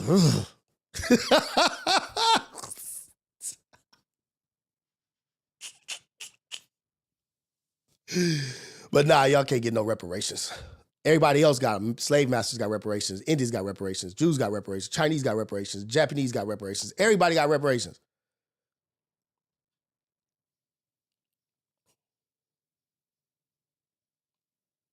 But then when it comes to us, did all this so everybody can have these freedoms. Civil rights and all that shit. Bricks thrown at heads, hung, lynched, burnt, put on fire. All throughout history. And then it's going to be what? $4 out of every check? Hell no, y'all can't get y'all reparations. They give us our 40 acres and a mule, cuz. Come on, man. What am I missing, y'all? Let me call Tiny. My bad. See if this shit works. This, you know how this Bluetooth be doing, man. There we go.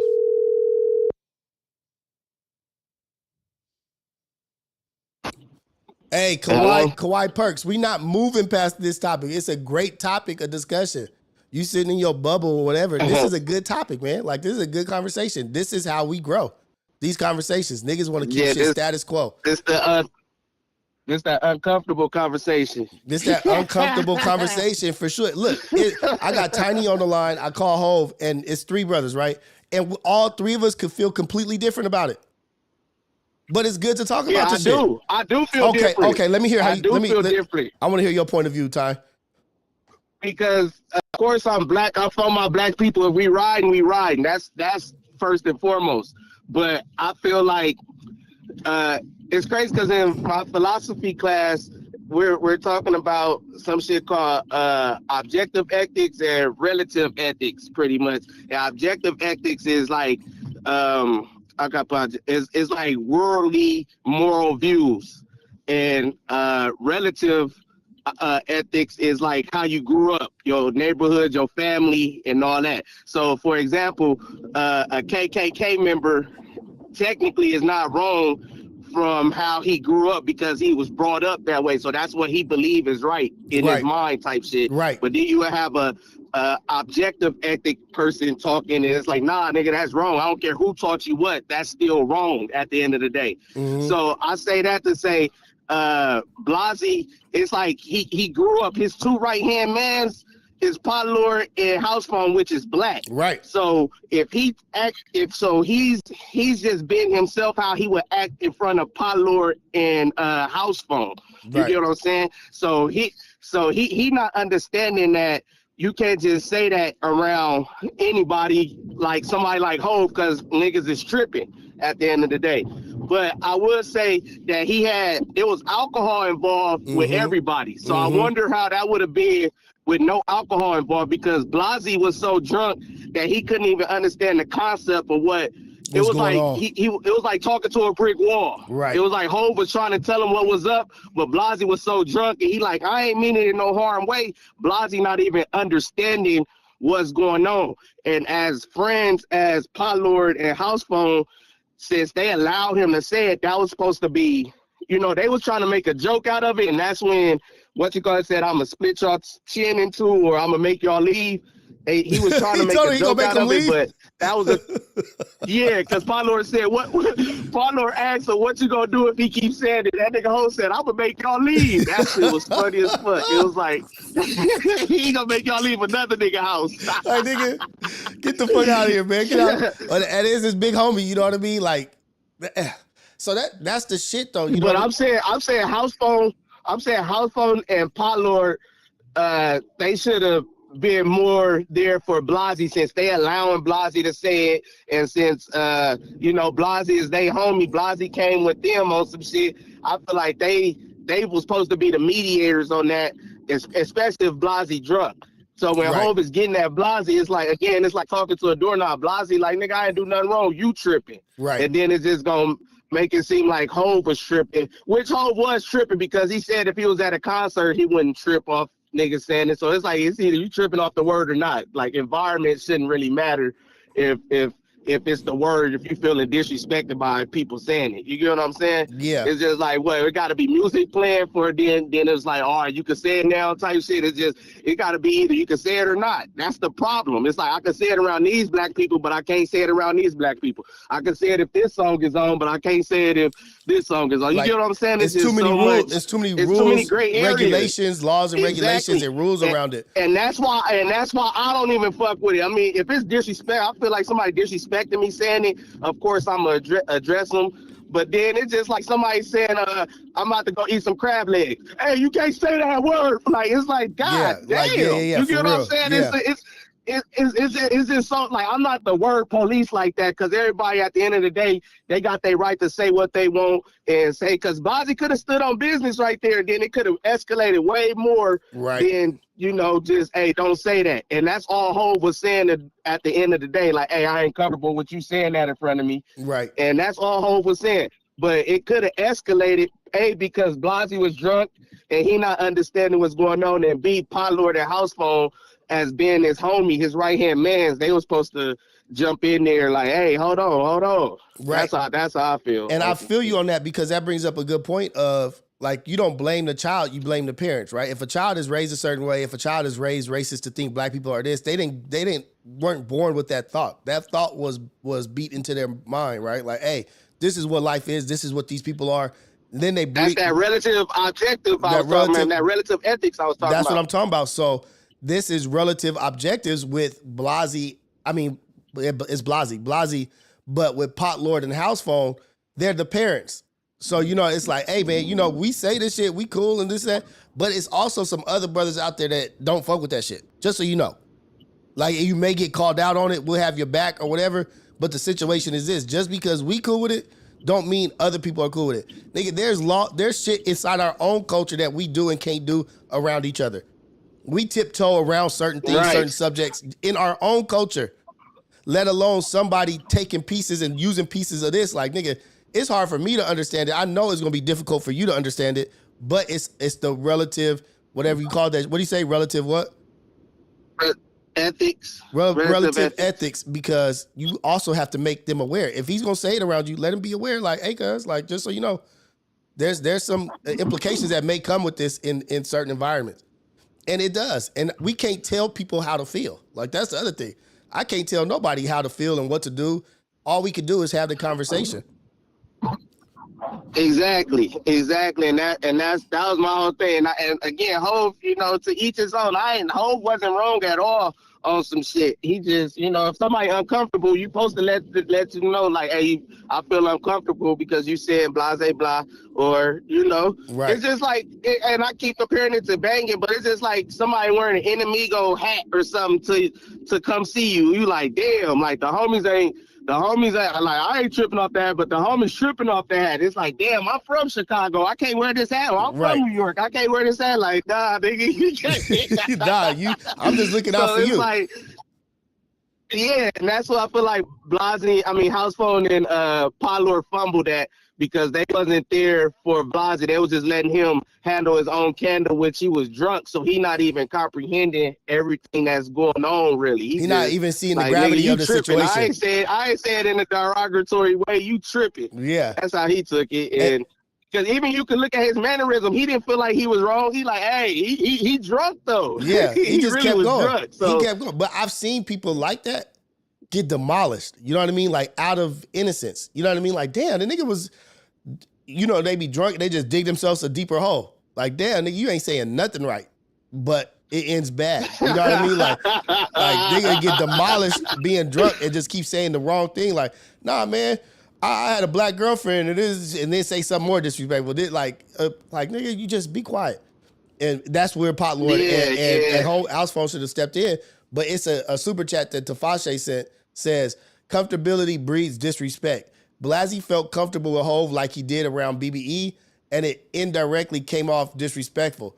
Free Hove and free Blasey.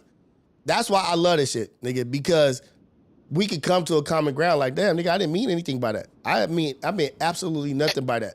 And Hove's could be, I didn't mean anything by it either. It's just me just stating my case. Go ahead. Yeah, and at the end of the day, it could have just been something that just, it's like a motherfucker can't have a conversation without it going crazy. Like, and they literally, to me, this is just simple. If he would have fired on him or something, that would have been completely different. But just hollering at somebody, it ain't like he pressed him, like you said again, I'm gonna knock your bitch ass out or nothing, nothing like that. He just said, hey, don't use that. Like, and then that shit just go viral, everybody talking about it. It's like, god damn, like, what can a nigga say? Like, how was Hov supposed to handle that situation? He was supposed to wait till after stream and then be like, hey, I don't normally let people say nigga around me. It's like, exactly. It's like, what is a nigga supposed to do without to address a situation without it going viral? It's like when LeBron went to go talk to Stephen A. Like, he went to go holler at Stephen A. and then it just went viral. Off a conversation. Like, Hov really just hollered at Blasey and that shit just went viral. And it's like, god damn. Exactly. And then look, you can look at it like this, like, oh shit, Africans get the nigga pass? Jamaicans get the nigga pass? Oh, because they black, but they didn't go through, they wasn't American, they didn't go through the shit, they didn't grow up where we grew up, but they get the pass. We don't consider them exactly like us. You know what I mean? Like, but they get to say it. They say the shit. It's so many different variables. There's so many loopholes. So many variables. Exactly. And that's why I don't even, I'm like, fuck, it's a word. At the end of the day, yes, it's a word that our people, it was meant for our people to demean our people and down talk our people, but we so cold, we didn't flip that to making all the cultures want to use it. So at the end of the day, it's like, it's not even our word. We just flipped the word. Right. Really, just flipped it. To the details, we just flipped it, and now everybody pretty much say it or want to say it, and it's like shit. At the end of the day, if they gonna say it and it's not no disrespectful way, or I don't feel disrespectful or none like that, then I ain't tripping off of it. Just off of if that's a fight, you're gonna have to fight everybody on if you're trying to fight. Right. And if that makes sense. Like, really, the thing that's getting swept under the rug, and I'm gonna just say it, the hot take. This is what the whole underlying shit is. Everybody want to be black until it's time to be black. That's it. Motherfuckers want to be black. Yeah, everybody want to be a nigga, but don't nobody want to be a nigga. Right.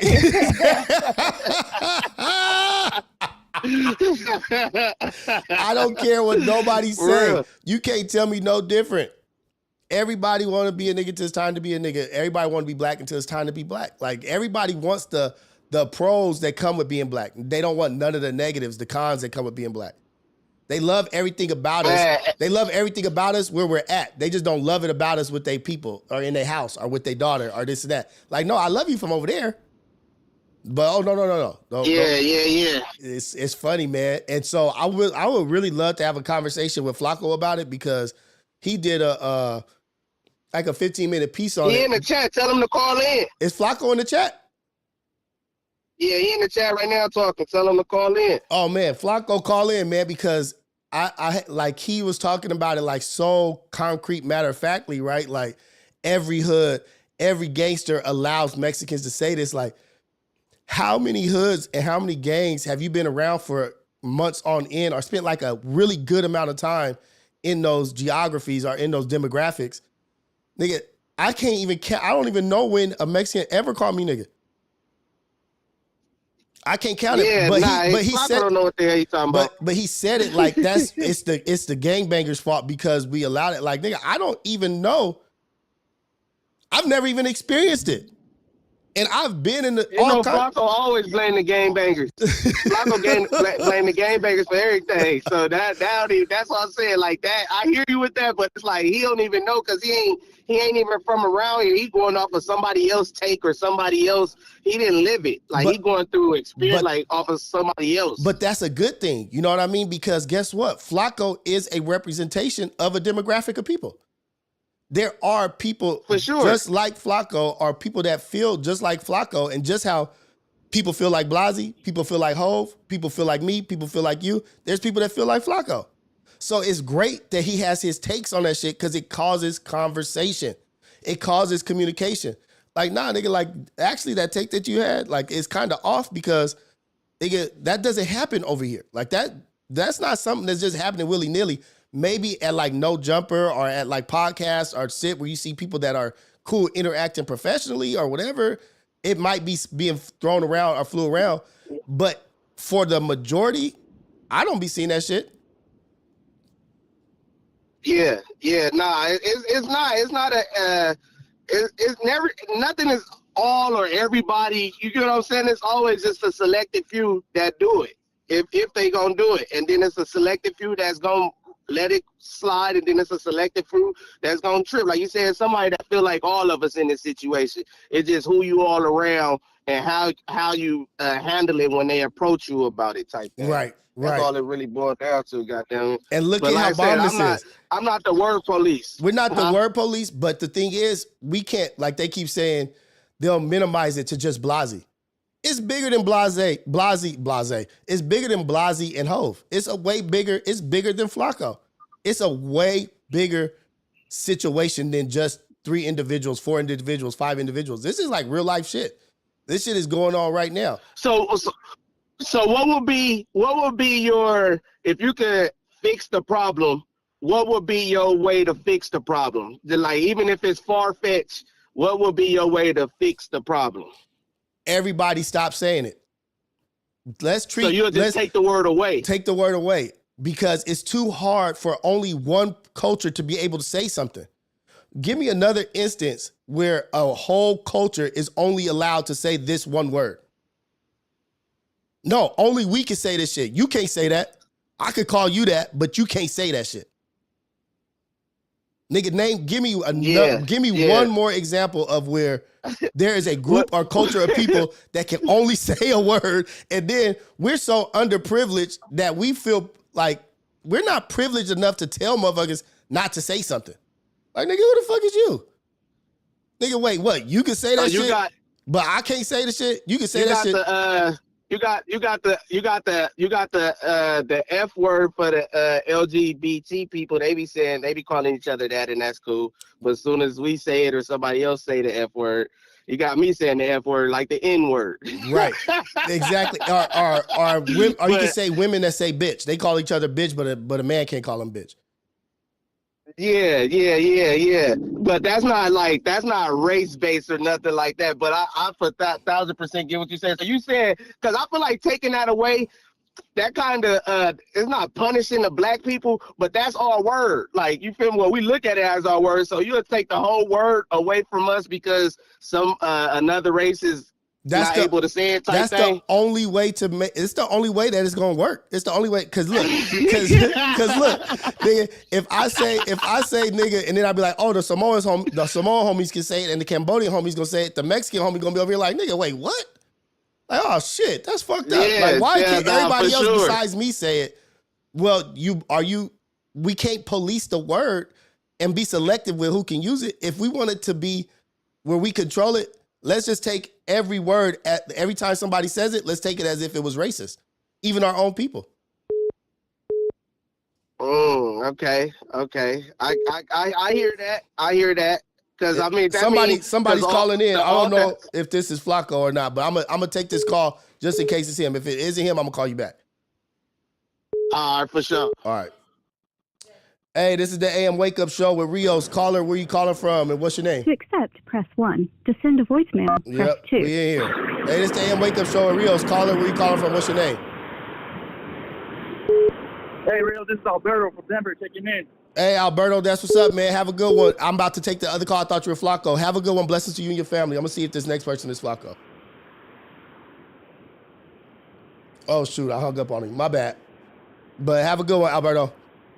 My bad. I didn't mean to hang up on you like that, but I'm trying to see if it is Flacco calling in. If it is, I might have just hung up on him. If he's calling from Arizona, that might have been him. Hey, call back, Flock. My bad.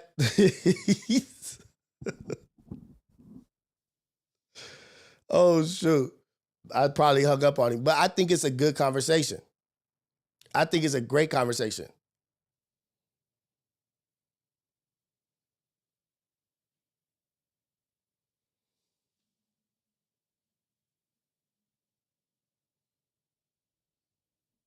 Hold on.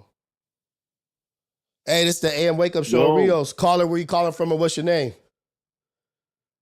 Hey, man, it's Poetic Flacco. What's up, Flacco? West Fargo Unicorn. Hey, man, what's going down with you, man? Let's get to it. Let's talk about it. First off, I want to hear your opinion and your thoughts on this situation. Like your true, real, like just raw and uncut. What's going on? No, yeah. So with the whole situation, shout out to Hope for standing his ground. But I do feel like when you curate, well, Hope didn't curate the audience, right? But when your audience is curated, of Mexicans who say the N-word or who thinks it's okay to say the N-word, then, you going against that probably won't be the smartest thing to do, right? Because if your audience is, let's say, I don't know, like the stats, right? But when we had like the No Jumper show or like when I seen like the live show of the Figueroa live show, it was like 70% Mexican, right? Or sorry, Hispanic. Yeah. So when your audience is that, then I feel like Hope put himself in a bad situation because you're going against essentially like your audience, right? And if you don't agree with that, then it's best you curate a new audience opposed to trying to impose your values on the audience that's already here, which is like 70% Mexican or Hispanics who say the N-word. Now, from my perspective,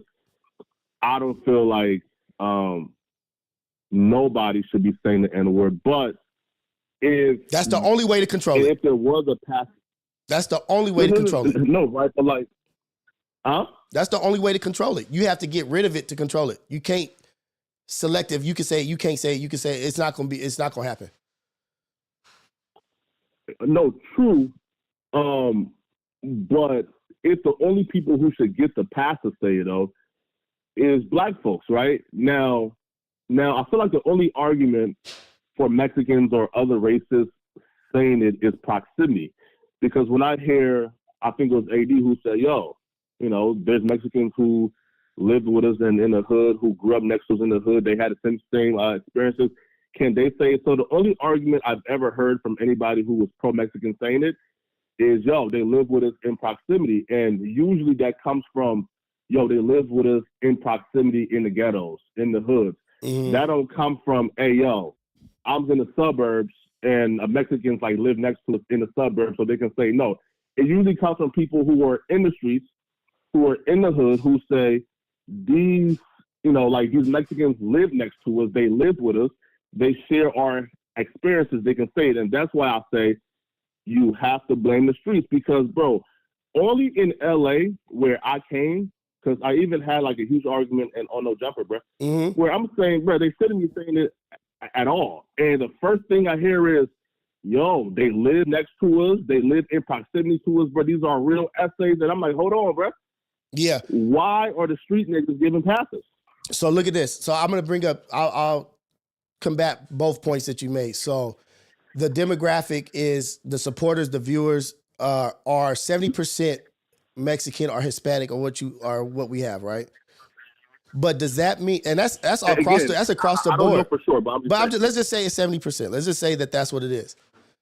But are we, because there are supporters, or because they support us, are we supposed to just shut up and dribble and never voice our opinion or set a standard or a boundary?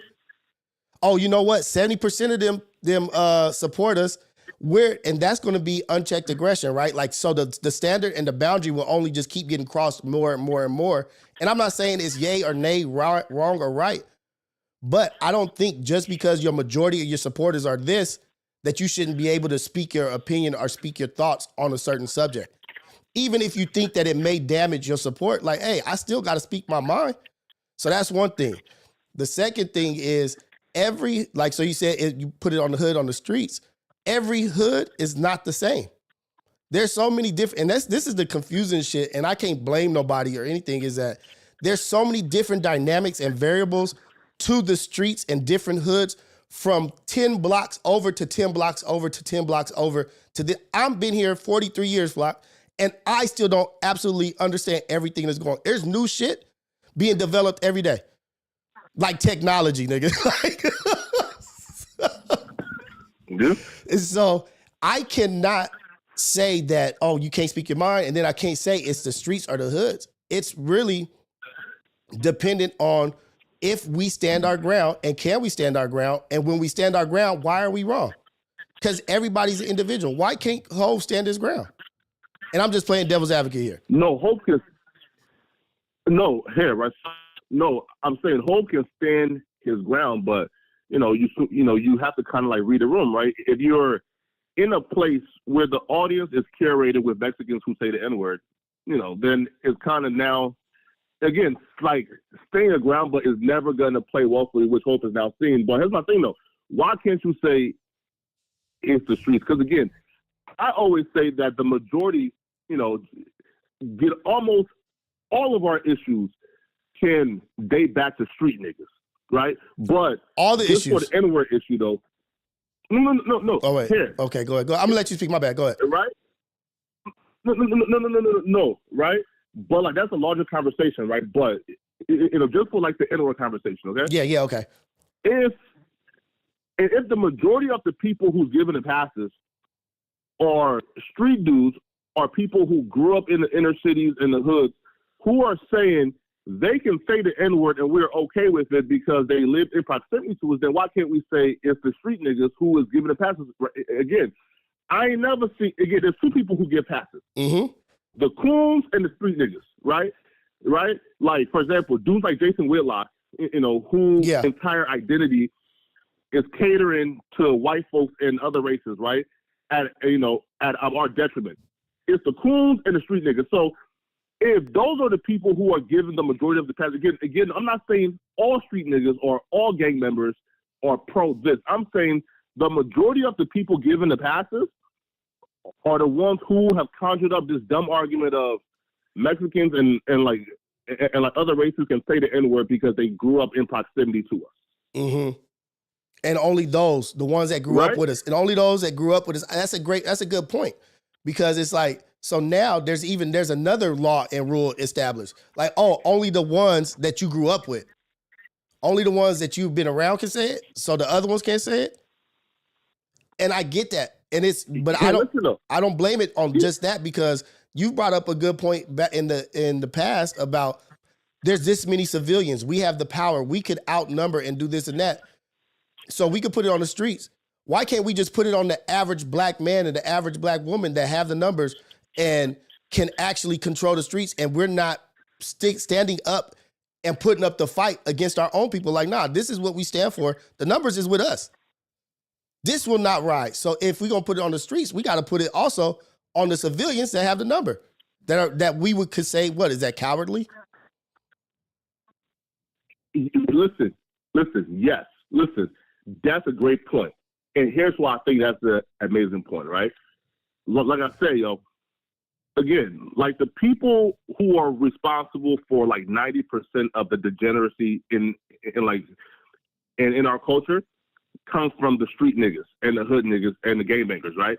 But the average black person sit back and allow it because the average black person ain't able to coon it up like the street nigga, right? For example, bro, like the average black person goes to work every day, has a 9 to 5, don't do crime, right? Because again, if you look at, for example, right, if you look at the violent crime stats in like, let's say like Los Angeles, right? Yeah. Like it's like 100,000 last year, right? Bro, there's millions of people in the inner city. So if only 100,000 is doing crime, that's like 90% of people ain't doing crime. So those people have something to lose. And those people usually can go to war with the street niggas or the hood niggas or attempt to regulate them because, again, there's a rule for law, which is you never go to war with someone who's willing to sacrifice more than you. Meaning this, okay? Mm-hmm. That nigga ain't got no job. Right. That nigga ain't really got no future. That nigga entire life is standing on the block and being destructive. So hence, if like you say as a street nigga, and as a civilian, I want to regulate the street nigga. I want to instill discipline, morals, and principles into them. I want to stop this malarkey. Whether you have to say I'm willing to be a martyr and sacrifice, and most black men, bro, we not willing to do that, bro. But it's not even just black men because guess what? So we'll say 90%. You'll say 90% of the degeneracy, the ugly shit that happens, comes from the gang population, which I would fight that number. But look, this. I have 2 points on that. So 90% is the gangbanging population. How much of the black population is gangbangers? Would you say? Like probably 2%, 1%. 2 to 1%, 1 to 2% of the black population is gangbangers. That's just okay. So that is just a flat out fact. Like, oh, niggas is tripping. Like, we really ain't doing our job. That's one. But then the 90%, those degenerates, they have that you say 1 to 2%. They control maybe 10% of what goes on in the streets or in their world or whatever. But then you have black people that are in politics, that are doing things in corporate execs, doing this, that are, let's say, they're only 15% of the population, the whole population, but they control and move the money of 90% of our population. So who's really dropping the ball? Oh, wait. Okay, look, though. Again, right, so look. And there's only so much you can do from Capitol Hill, for example, okay? But I'm also talking about athletes. I'm talking about black people with money that have the money and the capital to make true change and make true impact. But they don't. No, here, listen, right? Here, listen. No, sure. But even they have a limit to affect the grassroots, for example, right? Again, they can give $42 million to the inner cities of Los Angeles, just like they did, again, right? Again, the city of Los Angeles gave $42 million to gang leaders to run the grid program in 2024. So again, that's the problem. That's the problem right there. Right? That's the problem though, Flock. I don't mean to cut you off and I'm sorry, but the problem is, no, fuck that. If you're trying to fix this shit, you have to be the opposition to it. You have to come in with that $45 million and say, we getting rid of this shit. Not that we're going to coexist. This is a detriment to everything that's going on. And our complete full focus is to get the fuck rid of you. Listen, bro, I 100% agree. Now, here's my thing, okay? Even when, let's say this, you are somebody who don't live in those communities. Again, you could give as much resources as possible, but when those babies still have to leave the house and they can't go to the park because 40-year-old gangbangers are at the park all day, politicking and banging on each other, shootouts is happening, when grandmamas can't walk to the store safely because niggas is having shootouts and shit. Yo, that's right? The extreme. You go to the extreme. No. But there are grandmas that are living a good life in the hood. Like, I'm going to let you cook. Go ahead. Yeah, right. Here, listen. No, listen. Sure. But if the street niggas are who are in the communities creating obstacles, meaning this, yo, yes, I can get the resources, but I still have to affect the average day of life, meaning if the street niggas are in the hood on a daily basis creating obstacles, making life a living hell and a burden for people in those environments. Because again, bro, in the hood, bro, 90% of people don't do crime. If that 10% is doing crime, robbing, pillaging, tearing apart the communities, taking away resources, and they're creating 90% of the obstacles. So if they're creating all the obstacles in a day-to-day basis, giving the resources is cool, but until you eradicate these niggas, it's almost impossible to really make a change. It is, but that's the thing. It's like we say eradicate the niggas, right? We have to eradicate the mentality. It's the mentality. Like what you should do, Flock, this is for you. This is what you should do. You should do the success rate of the average gang member and what the analytics and the statistics of an average gang member, what their life looks like at 60, if they make it to 60. That would be a debilitating fucking documentary or whatever episode, the things that you do. But it's on us, man. Like we have to, like you said, be the opposite. Like I said, we have to be the opposition to it. Like cancer, a disease. We can look at it like a disease. I was a disease to my community. It's a disease. Are you going to give cancer a thing? As you treat cancer, you're going to say, hey, I'm going to give you this. You can either do good with it or you could destroy the body with it. You're going to give them that option when you know it's cancer? And they've been cancer their whole life. Right? But then look, and then we're going to say, you know what, cancer, we're going to calm you down. Whatever disease, we're going to calm you down, but we're going to allow you to still live in the body. Or is it just better just to get fucking rid of it?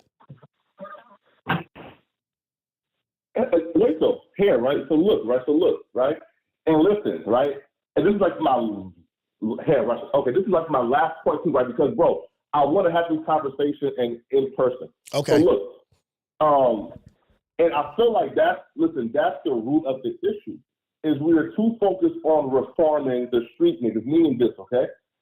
Yo, LA County giving $42 million to Big U and Skip Townsend and like dumb niggas, bro, ain't do nothing at all, right? Again, all those issues that exist, they still exist. So I'm saying, Dr. Umar Johnson, the great Ep.60 once says, bro, there's 10% of these like men, bro, who are in, listen, there's 10% of these men who are in our communities. There's not enough psychologizing, psychoanalyzing help that can help. It's time to just eradicate them. Meaning this, okay? 90% of people don't do crime in our community. So they've already acknowledged that crime, gangbanging is dumb. They acknowledge that already. So it makes no point in trying to teach people, hey, but gangbanging is bad when 90% of people don't gangbang, right? 90% don't do crime. 90% go to work every day and work their butts off. The 10% are the obstacles. So if the 90% already acknowledges gangbanging is bad, crime is bad, so we don't do it, it makes no sense in focusing on trying to reform the 10%. It's time to just get rid of them niggas down, bro. It's time to get rid, but that's like I forget, I can't think of his name right now, right? Nat Turner or whatever, where he said, hey man, this is the law, this is the rule, this is what we're gonna do, this is how we're gonna take over we're gonna get rid of the masters. We're gonna do this, we're gonna murder them and we're gonna get out of here. And anybody who's against it, step forward. And they step forward, he said, okay, those are the first niggas we gotta get rid of. Who are against the plan, right? And I'd say that to say that you say it's 90% of the shit, but like say there's 50% of gang members, it's even less, it's even more, probably like 60% of niggas that's in gangs is actually good people. Like they don't even do shit. They just a part of something that may be ugly. The smaller majority of that, the minority of that are the ones that act on the ugliness. So I say the reason is we have to attack the mentality and go after the thought process of it and give real ass numbers, because what's something that you say all the time? You can't refute numbers. You can't tell me that this lifestyle is productive if this is the analytics and this is the ratio of success. This is not even good for anybody. This ain't even good for you. You're not even gonna end up in a good place after you do all this ugly shit. And we have to do some like example shit. Go ahead, I'm my bad. Go. No. Here, right? Okay, right. But look, but when you are pushing that message, you are speaking to the 10%, the issue. Meaning this, okay? The 90% of people who don't do crime already, they already understand that. So hence, that message is teaching like that 10% and trying to convert some of them. I'm saying, Rios, put in millions of dollars in the resources to try to reform, like lifelong gang members. It's a lost cause, okay? Because again, bro, you cannot reform them niggas. Read this, okay? Again, here, but what I also say, right, like gang members, I'll tell you how you can. I got an example of how you can do it. Go ahead. Okay, got it. Yeah, right here. So when I say right, sorry, and I mean gangbangers meaning this, okay, bro. I know niggas like AD and P Nice, right, who are members, but again, bro, right, bro, like being in a gang is not a crime. Doing crime while being in a gang, that's a crime. So when I say that, bro, I'm simply talking to the bangers who are actively participating in being destructive. The actual degenerates. The actual degenerates. The actual degenerates. The ones that's doing the dirt. That's being ugly. Yeah. Yes. Yes. Facts. Listen. Facts. Right. And those people, I think, bro, the gang members and ourselves, bro, we are tired of them. So why can't we come together and get rid of them? Because this is the thing, because those gang members have family members that love them.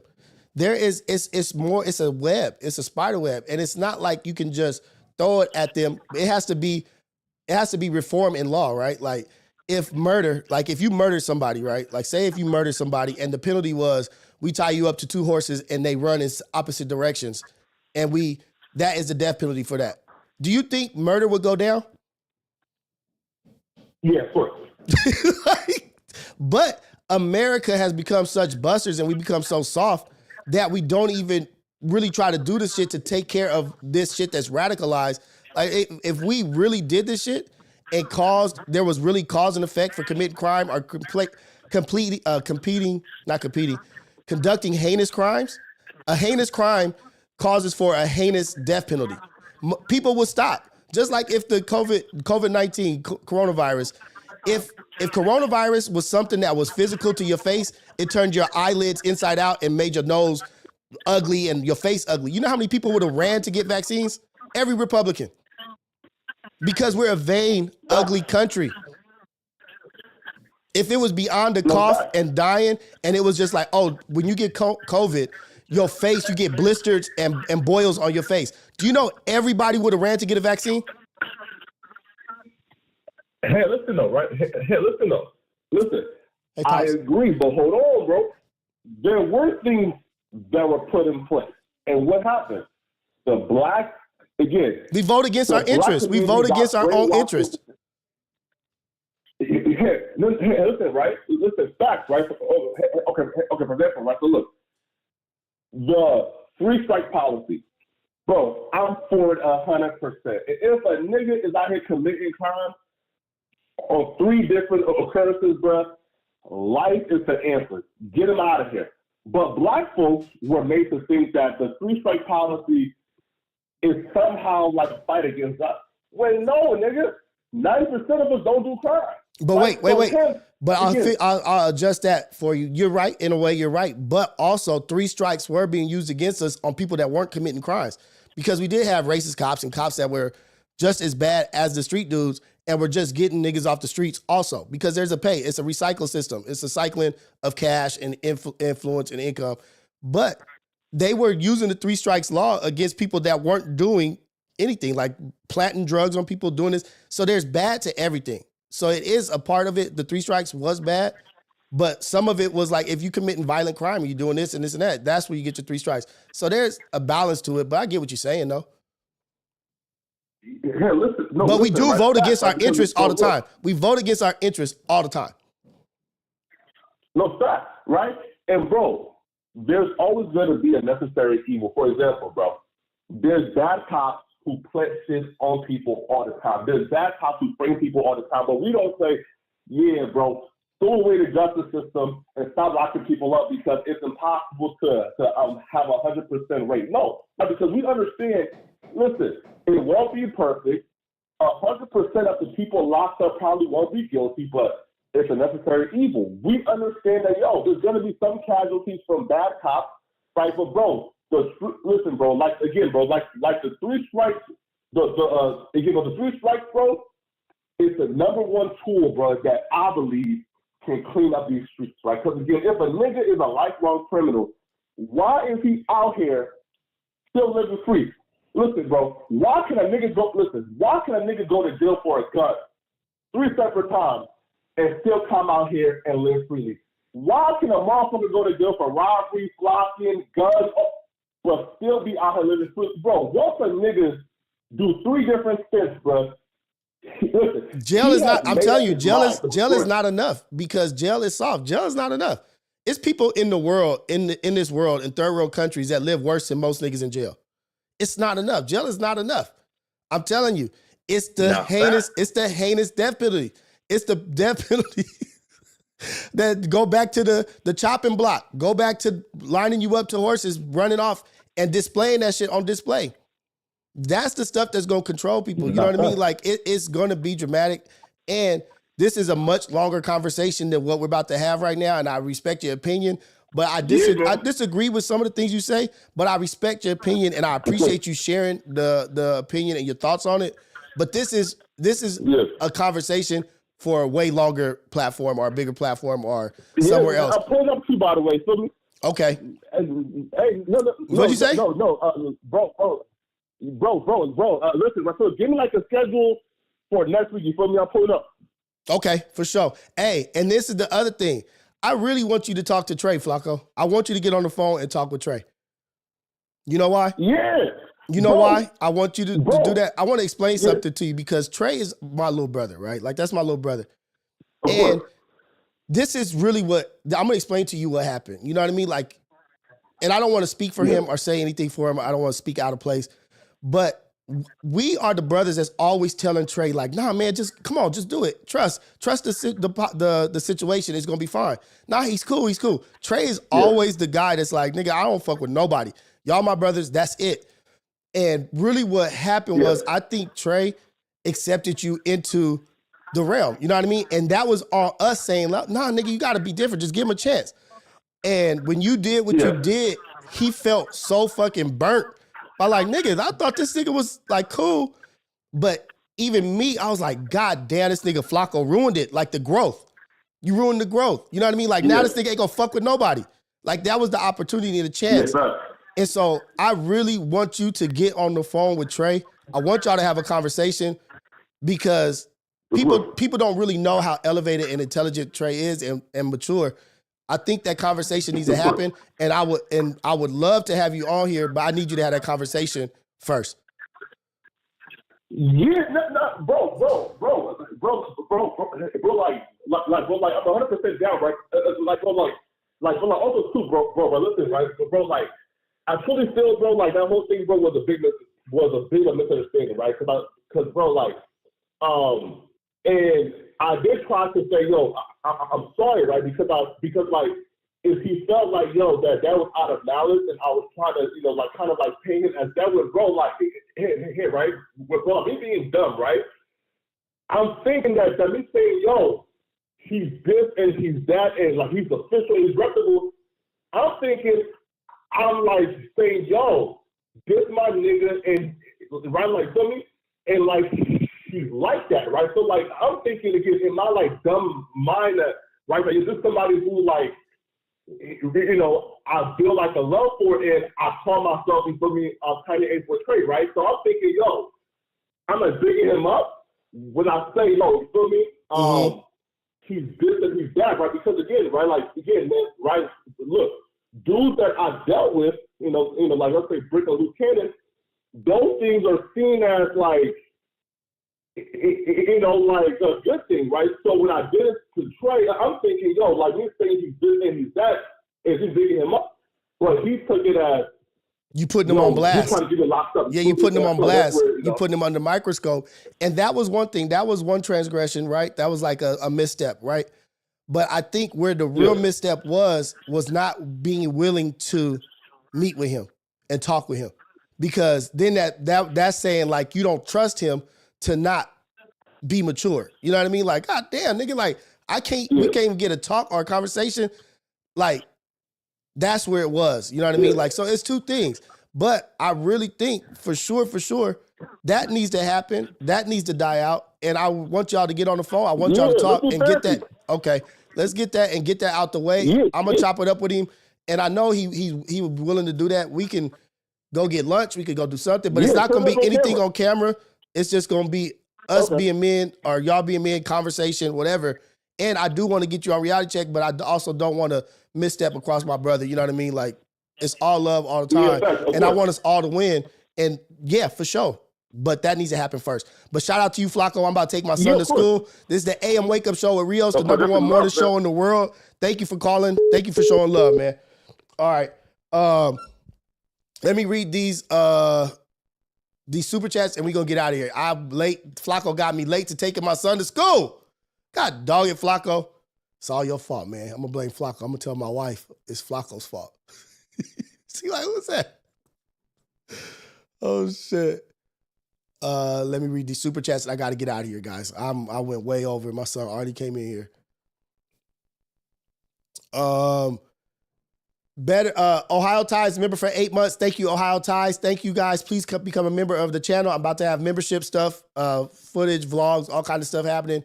Better Living. Netflix be watching the AM Wake Up Show. Better Living. Thank you for the super chat. Alex DeLarge. Good morning, beautiful people. I come in peace, but my peace can be broken. Alex DeLarge with the super chat. Alex DeLarge, I'm charging up, but I come in peace. Thank you for the super chat. Tafashe, comfortability breeds disrespect. Blasey felt comfortable with Hove like he did BBE, and it indirectly came off disrespectful. Free Hove, free Blasey. Shout out to Tafashe. Thank you for the super chat. Alex DeLarge, Blasey didn't grow up around black people. Alex DeLarge, thank you for the super chat.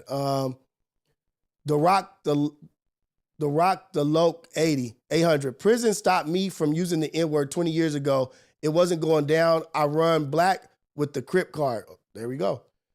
Nick, super chat. Flacco, eat a big cornball. Salute my G Rios, cuz. The Rock Loke 800. This dude stand the lifestyle. He don't know what is to grow up with drug-addicted parents, have no one but your home boys. That's very true. But we can't expect him to know that shit either. We can't expect people to know our harsh way of living if they've only spent hours when we spent our life. Alex DeLarge, let me call in, Rios. My bad, Alex. That's for tomorrow. Super chat for Alex. Alex, you getting the 7 o'clock call, and we going in. Appreciate everybody. Blessings to everybody. It's all love all the time. Let's get out here, be great people. This is the AM Wake Up Show, the number one morning show in the world, Craig. Call in with the call in. The Ghetto Cafe, the greatest chat in the world. Appreciate Hove, appreciate Ty. I appreciate Flacco for calling in and supporting what we got going on over here. The Ghetto Cafe is building and it's growing. Let's go, y'all. We all. Oh, damn. I got to get rid of this sickness.